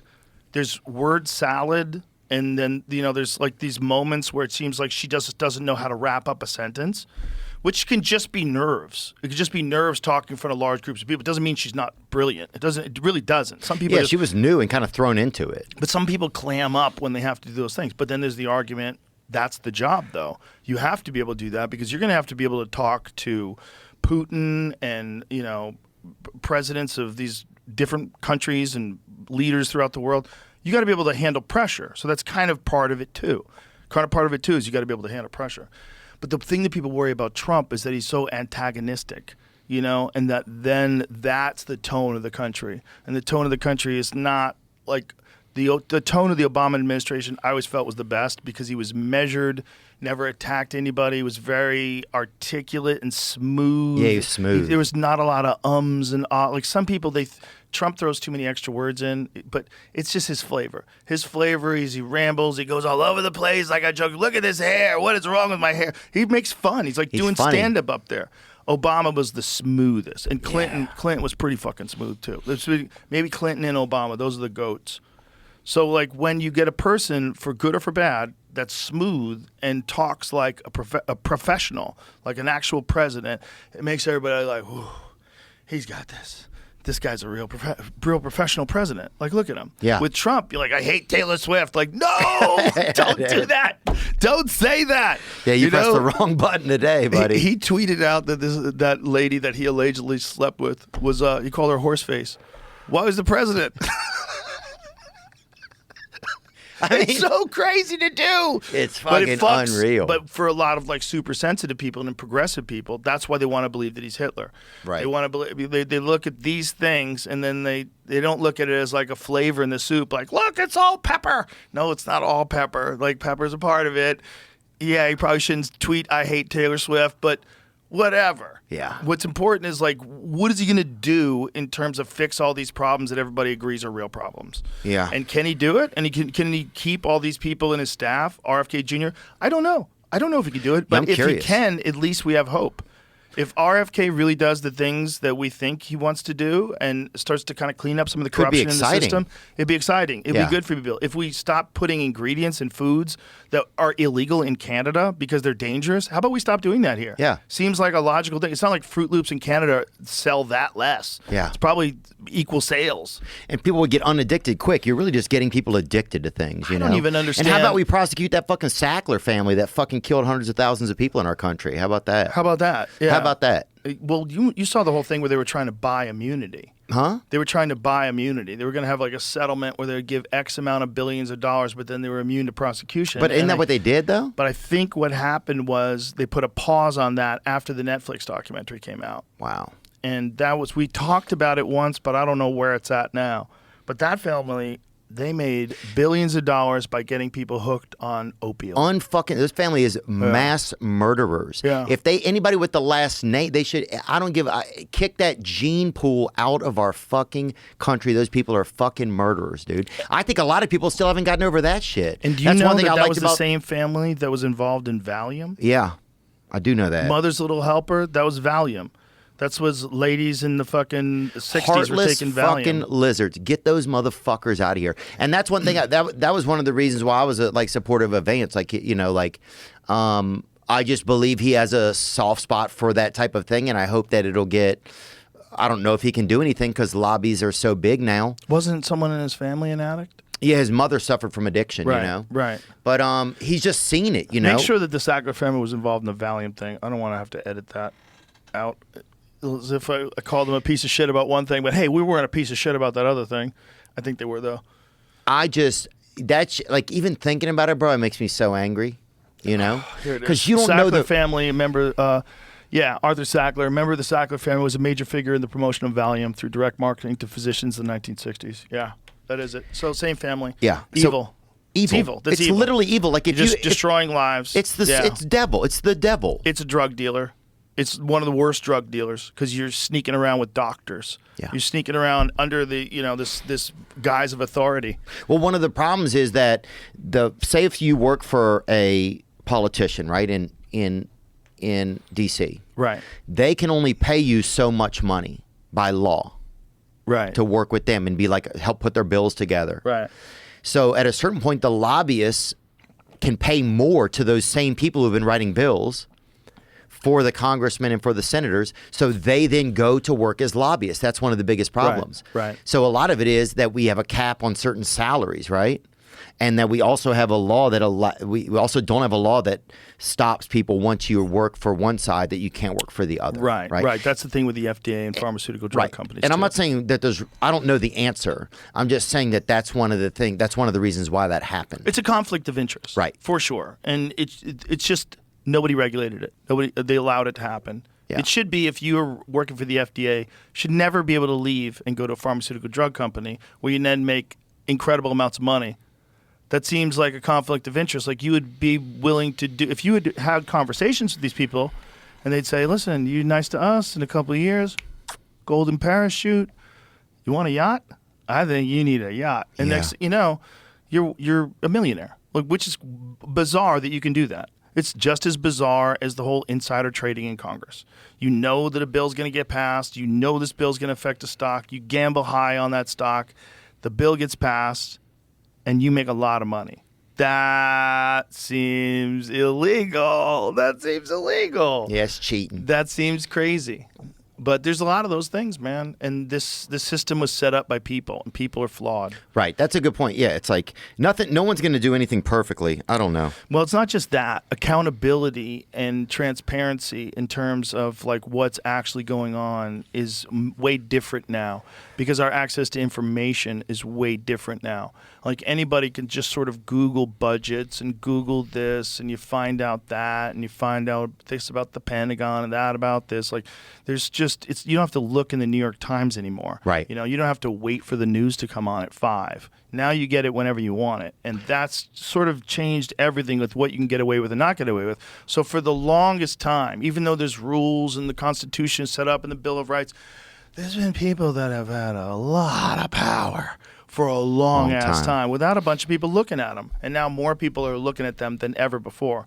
And then you get this guy like Trump comes in like, FBI, they're crooked.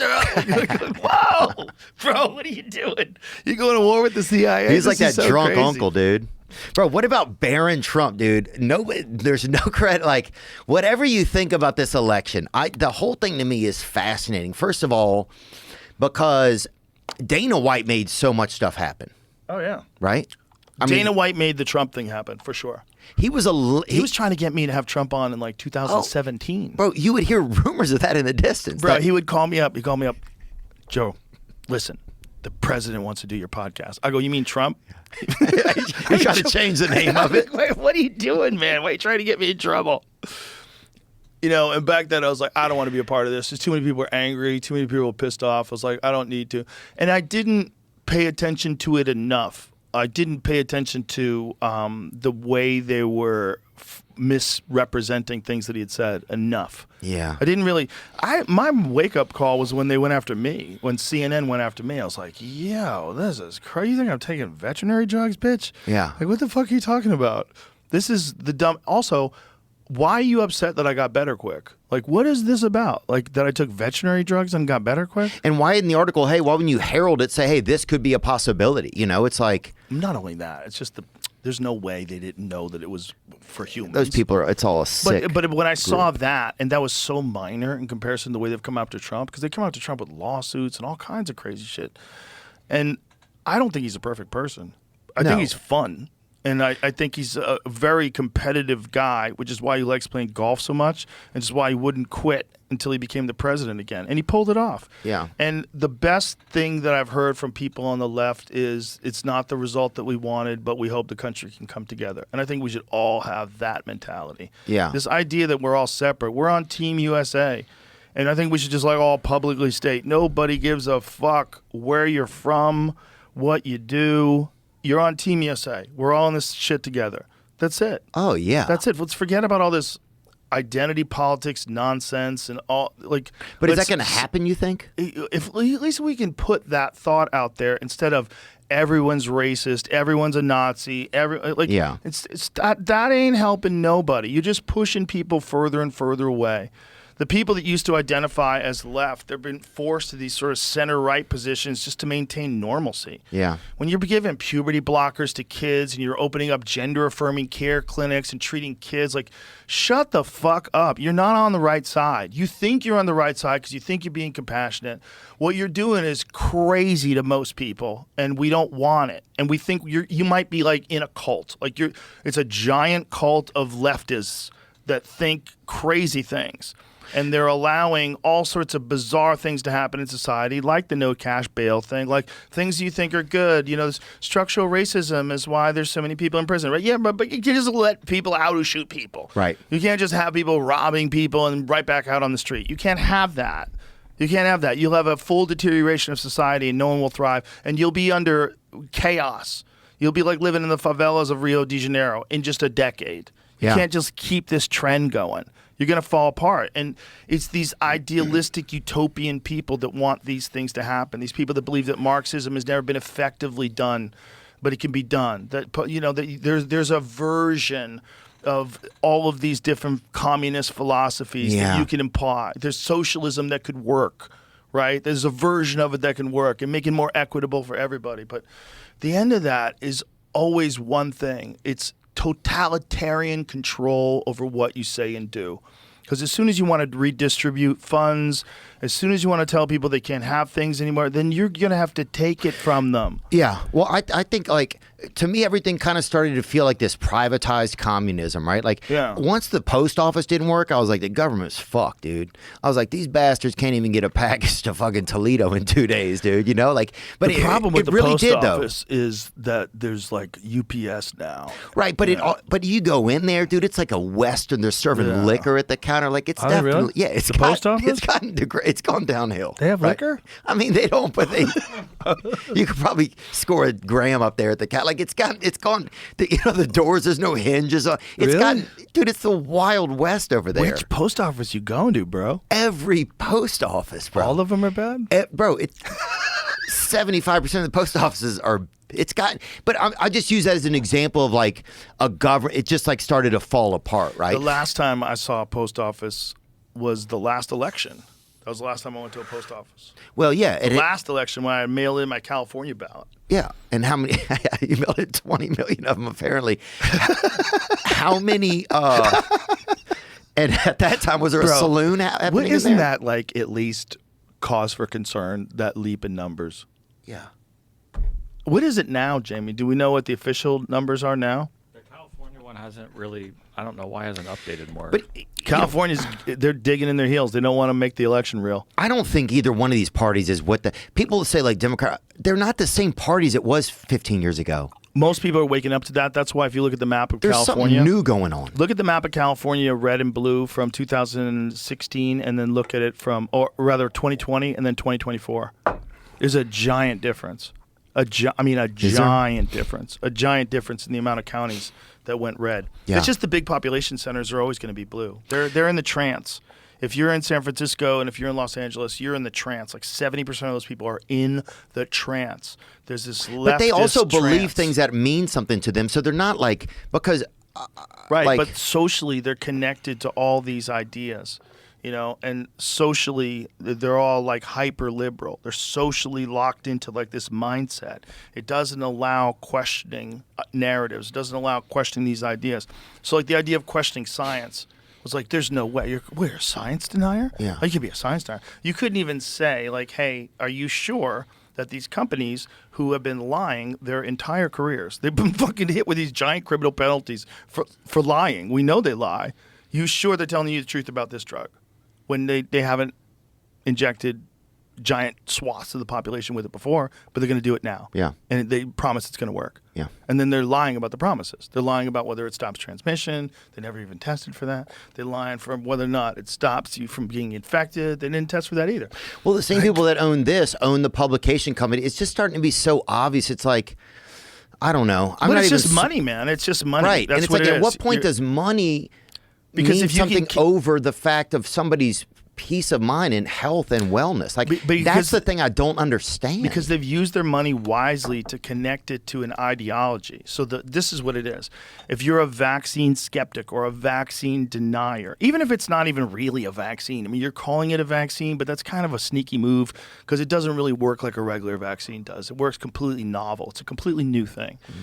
And if you can connect that with the people that's the logical, educated people that are reasonable and convince them that you can't look at it sideways. You can never examine it. You can never question it. You never question whether or not it's even necessary. You just have to go with it. You can't question whether or not these other therapeutics that all these doctors have these anecdotal stories about people recovering from these antivirals and trying them. You can't. You got to reject that because That was crazy. Because you have that emergency use authorization thing.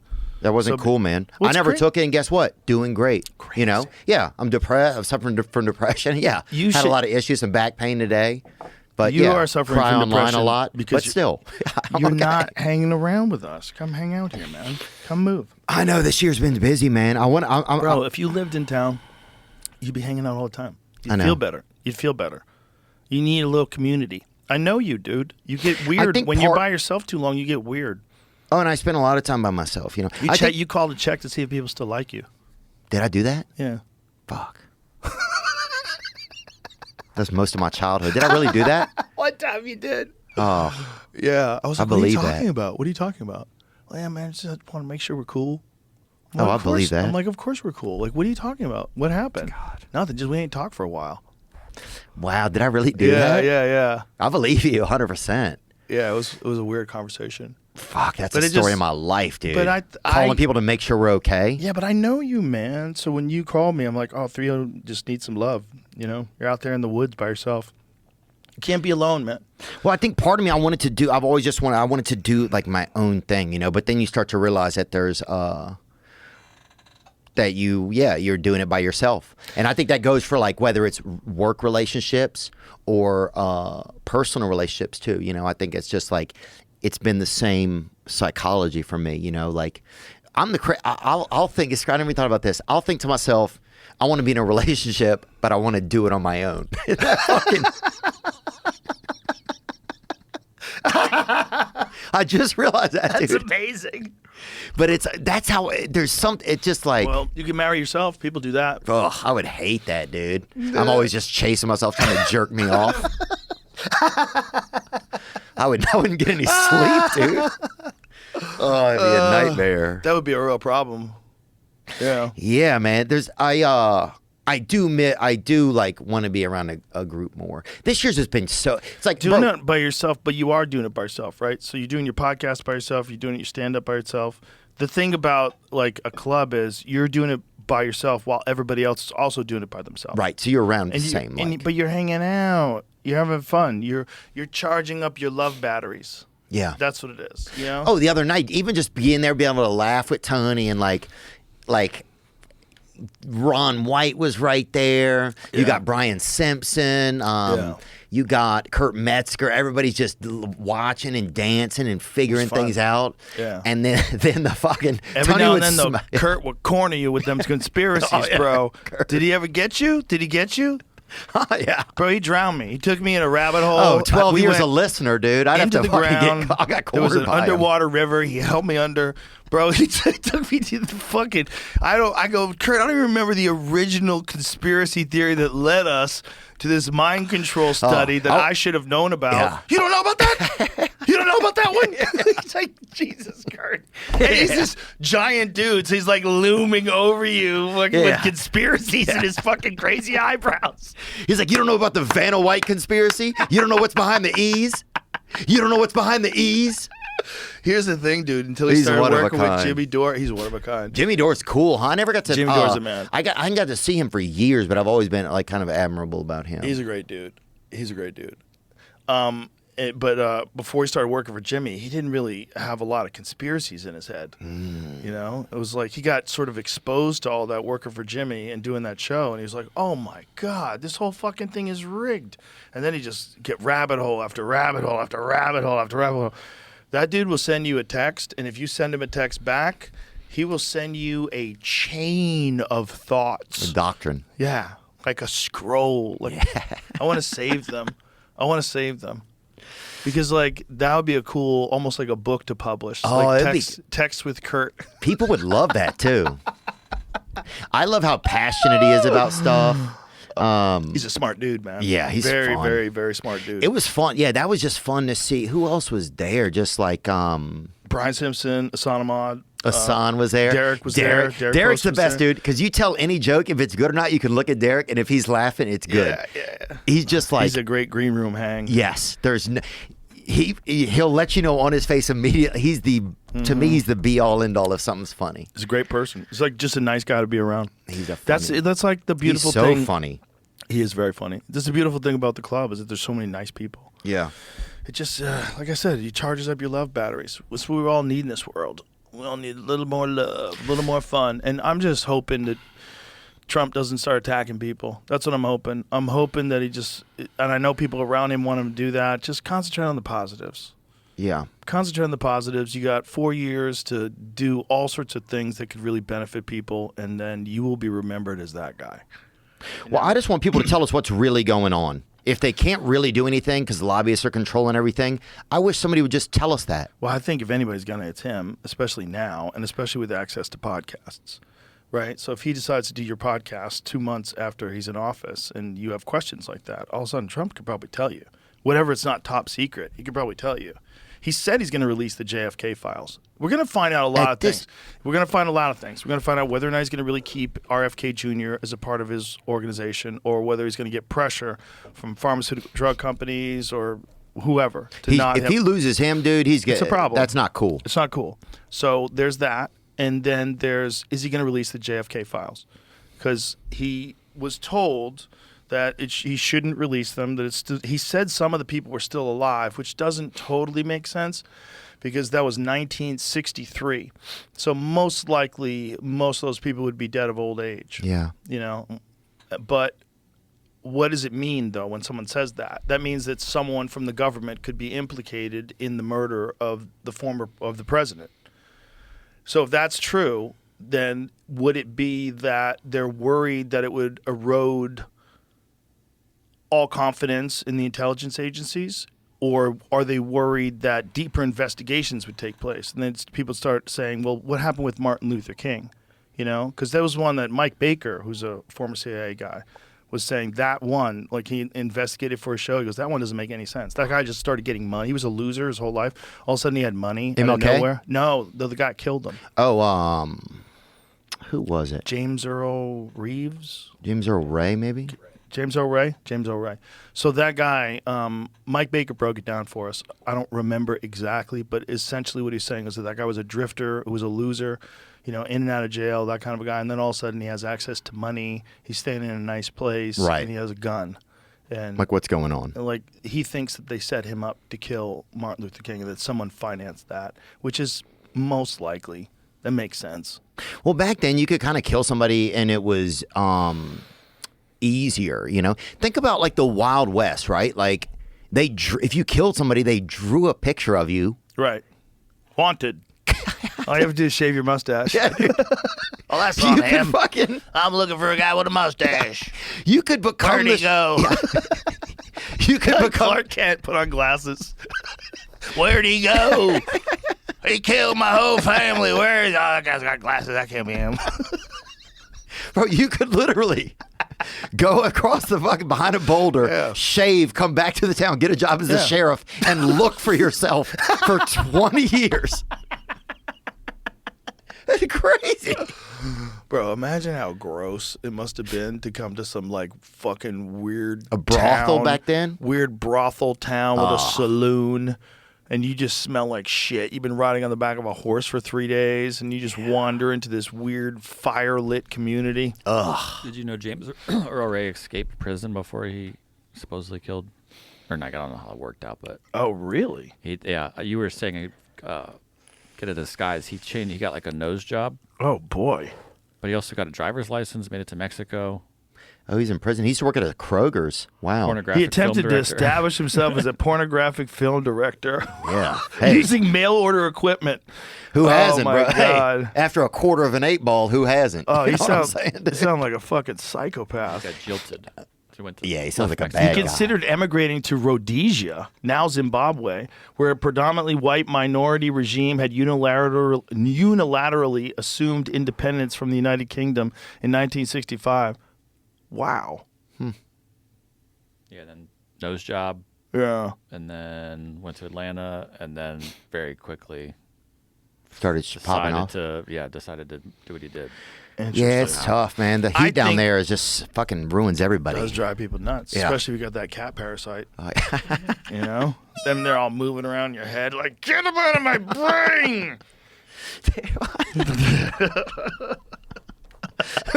Have you seen that show From on Amazon Prime? I haven't. Pretty good. Yo, you know what I've been watching, though, on Netflix? What is it? 3 Body Problem. Have Yeah. you seen that? I haven't seen it. I've been hearing people say it. It's really good. It's by the people who made Game of Thrones. Oh, really? It's really good, dude. I'm It's totally unique. Like, I don't want to tell you much about it. Yeah, don't say anything. It's a science fiction, but it's totally unique. You watch it and you're going to go, oh, shit. At first, you're like, what is going on here? Yeah. But after a while, you're like, oh, shit. I'm on episode 4 now.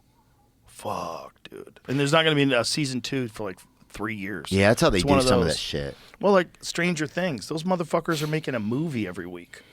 You know? Right. They're making a 1-hour movie every week, which is like so much better than a movie.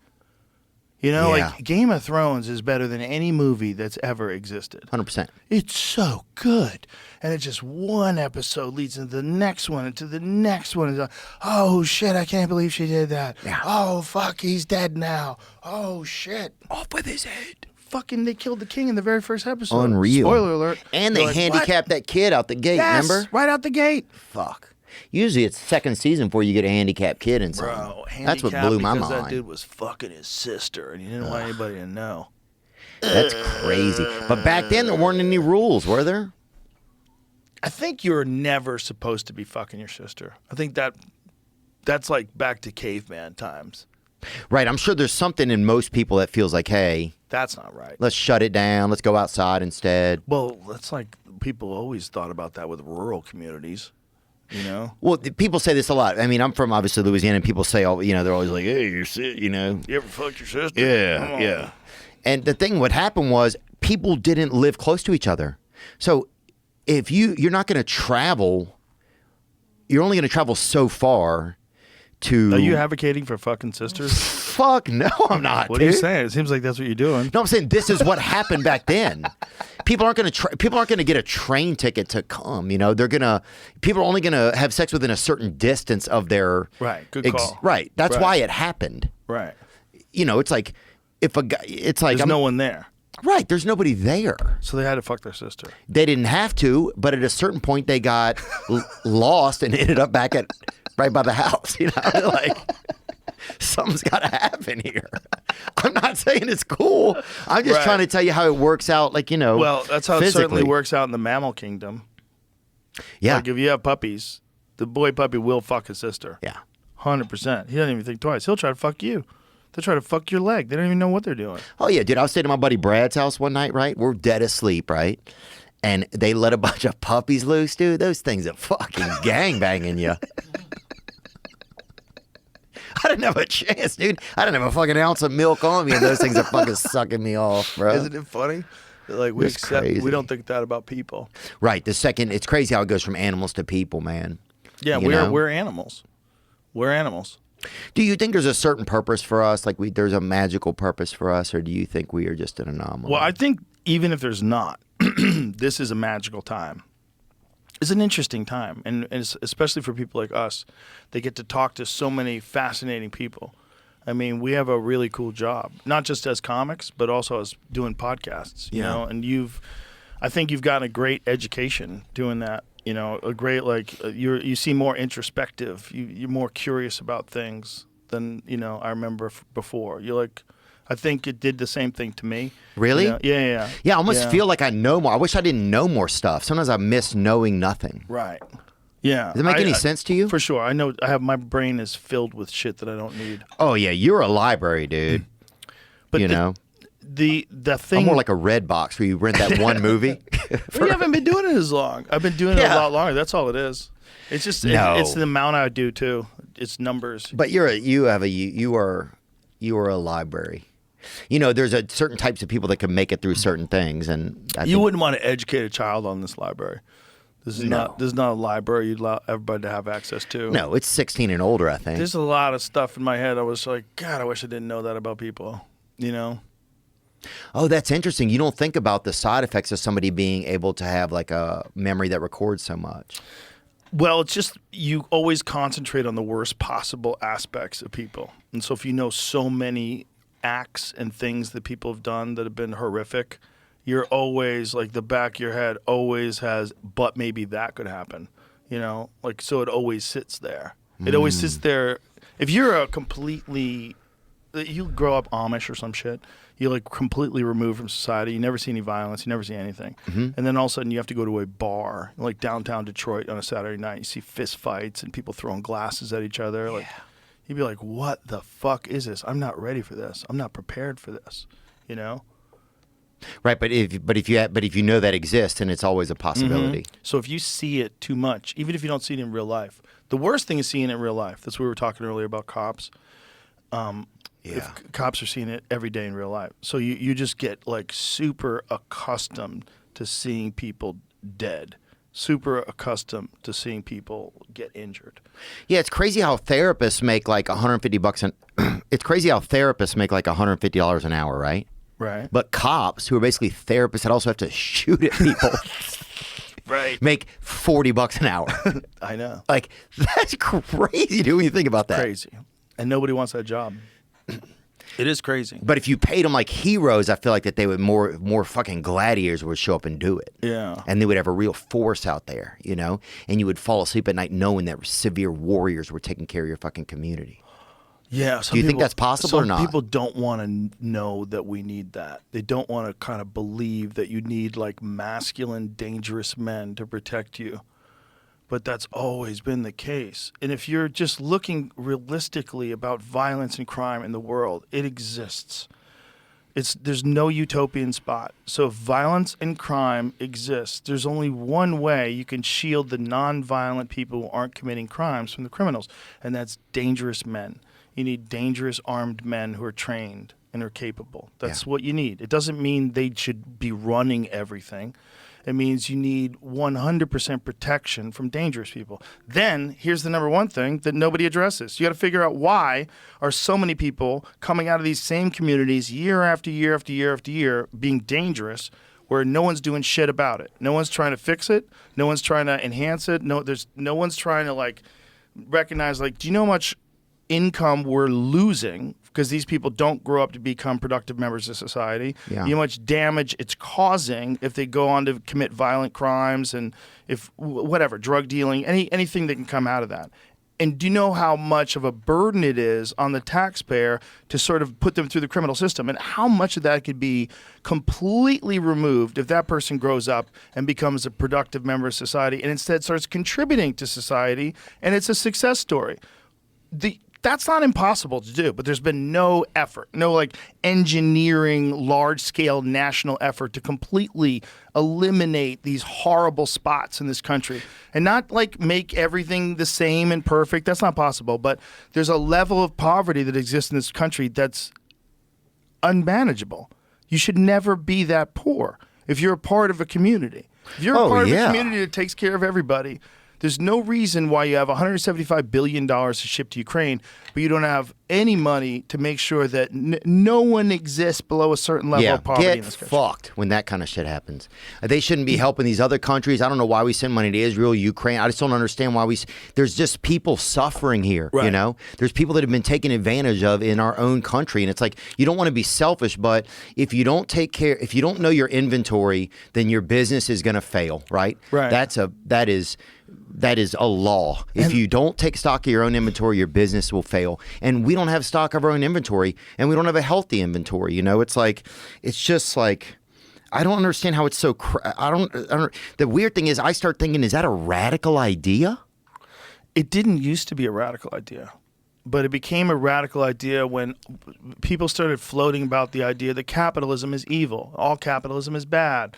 There's all these people that have these utopian notions of how we should run our society. Well, maybe it could be true at a certain point. I think it's going to probably have to be true at a certain point because of AI. I think we're going to get to some weird point where money seems like it's just ones and zeros. It's just numbers, and it's a bottleneck.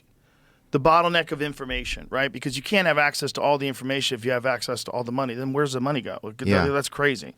But if we get to this point where we evolve past this state we're at now, where you can't trust people to not steal your money, where you can't trust people to not lie, where you can't trust people to not manipulate things and try for their own benefit. If human beings can eventually get to a place like that, then I could see a time in our evolved future where we don't need money, or when everybody has the same amount, where instead of having this desire to constantly acquire goods and constantly acquire status and like prestige in the community, have the bigger house, the bigger car. If that completely goes away and human beings really are one hive mind, I could see where we could equally share resources. Yeah. But that's like either a cyborg or a million years in the future. I'm talking about like where we get past all of our primitive cave people instincts and DNA that I think fucks with everything and is the cause of almost all of our problems. Is who we are innately? It's just our programming is fucked. Yeah. Because our programming is the same. Well, you know, there's some variations that have cured over time, but reasonably similar, I should say, to people that lived 10,000 years ago. Uh-huh. So if you took a person from 10,000 years ago and you put him in a T-shirt like this and sat him in the movie theater, you wouldn't be able to tell. It would just look like us. Nuh-uh. Yeah. Yeah. So Really, you think? 100%. Yeah. I mean, they might have been smaller because they didn't get as much food, but it looked like a small person. Yeah. We wouldn't know. You wouldn't know. They would look just like us. So if you just put him in a suit and a tie and sat him down there, that guy would be like, what the fuck? Yeah. And that's basically us. So that person, if you got a person who lives 10,000 years ago, the amount of barbaric incidents that guy's probably seen by the time he becomes an adult, the amount of people he's probably seen slaughtered with swords and spears and seen people lit on fire, that's all inside of us still. Right. All that programming of like everybody's the enemy and you got to protect the fields and protect that is all a part of our programming. And as technology increases and as we become more interconnected, that's going to be one of the biggest problems that we face is abandoning these bizarre primate characteristics that we still hold on to because they're in our DNA and they're not managed well. Like people need to manage them to suppress them. And some people... Yeah, we try to pretend they don't exist. Yeah. We try to pretend they don't exist. Sorry if I stepped on you. No. I've been interrupting you a lot, man. I'm sorry, No, you're dude. awesome, man. What are you doing? Stop doing that. Don't apologize. Because of that piece of it, my kidneys Well, are starting to let's think. wrap it up. We've been doing this for 3 hours. Have we really? At least. Yeah, it's almost 5. Nuh-uh. It's almost 5. Yeah. Oh, man. Oh, man, I love you. I know I'm always trying to get you to move here, but it's because I think you'd be happier here. And selfishly, I want you around. Well, thank you, dude. I appreciate it. I appreciate want to you be too. around. This year's just been, it's been like every time I'm not doing a podcast, I have to like, I'm traveling for work or it's just been a busy time, you know? Hey, if we opened up another mothership, do you think Nashville would be a good spot? Yeah. Is there enough, or would we be fucking with zanies, or do you think we would help it? No, I think it would be good because I think there's enough people there where you could do it. Do you have enough comics in Nashville? How many comics are in Nashville? There's some. You gotta have like a base, like that want to perform all the time. Right. I'll do some recon for you. We're thinking of going other spots. Yeah. Yeah. Well, that would be cool, man, because at least I know the area. I'd be, We thought about going to the most woke place in Brooklyn, setting up shop. if you get... I bet it would thrive, though. Well, we can find out. There's only one way to do it, dude. Wow, man. I can't believe... It's so crazy that I was there to watch just like what a night, and it was like... It was a really fun time to watch the election at the club in the green room. We're all hopping back and forth off stage, like, who's winning? I know. It was fun, man. It was so crazy, really dude. fun. Drinking Diet Cokes and just fucking having a good time. Theo Vaughn, I love you to death. You're one of my favorite people. I appreciate you very much.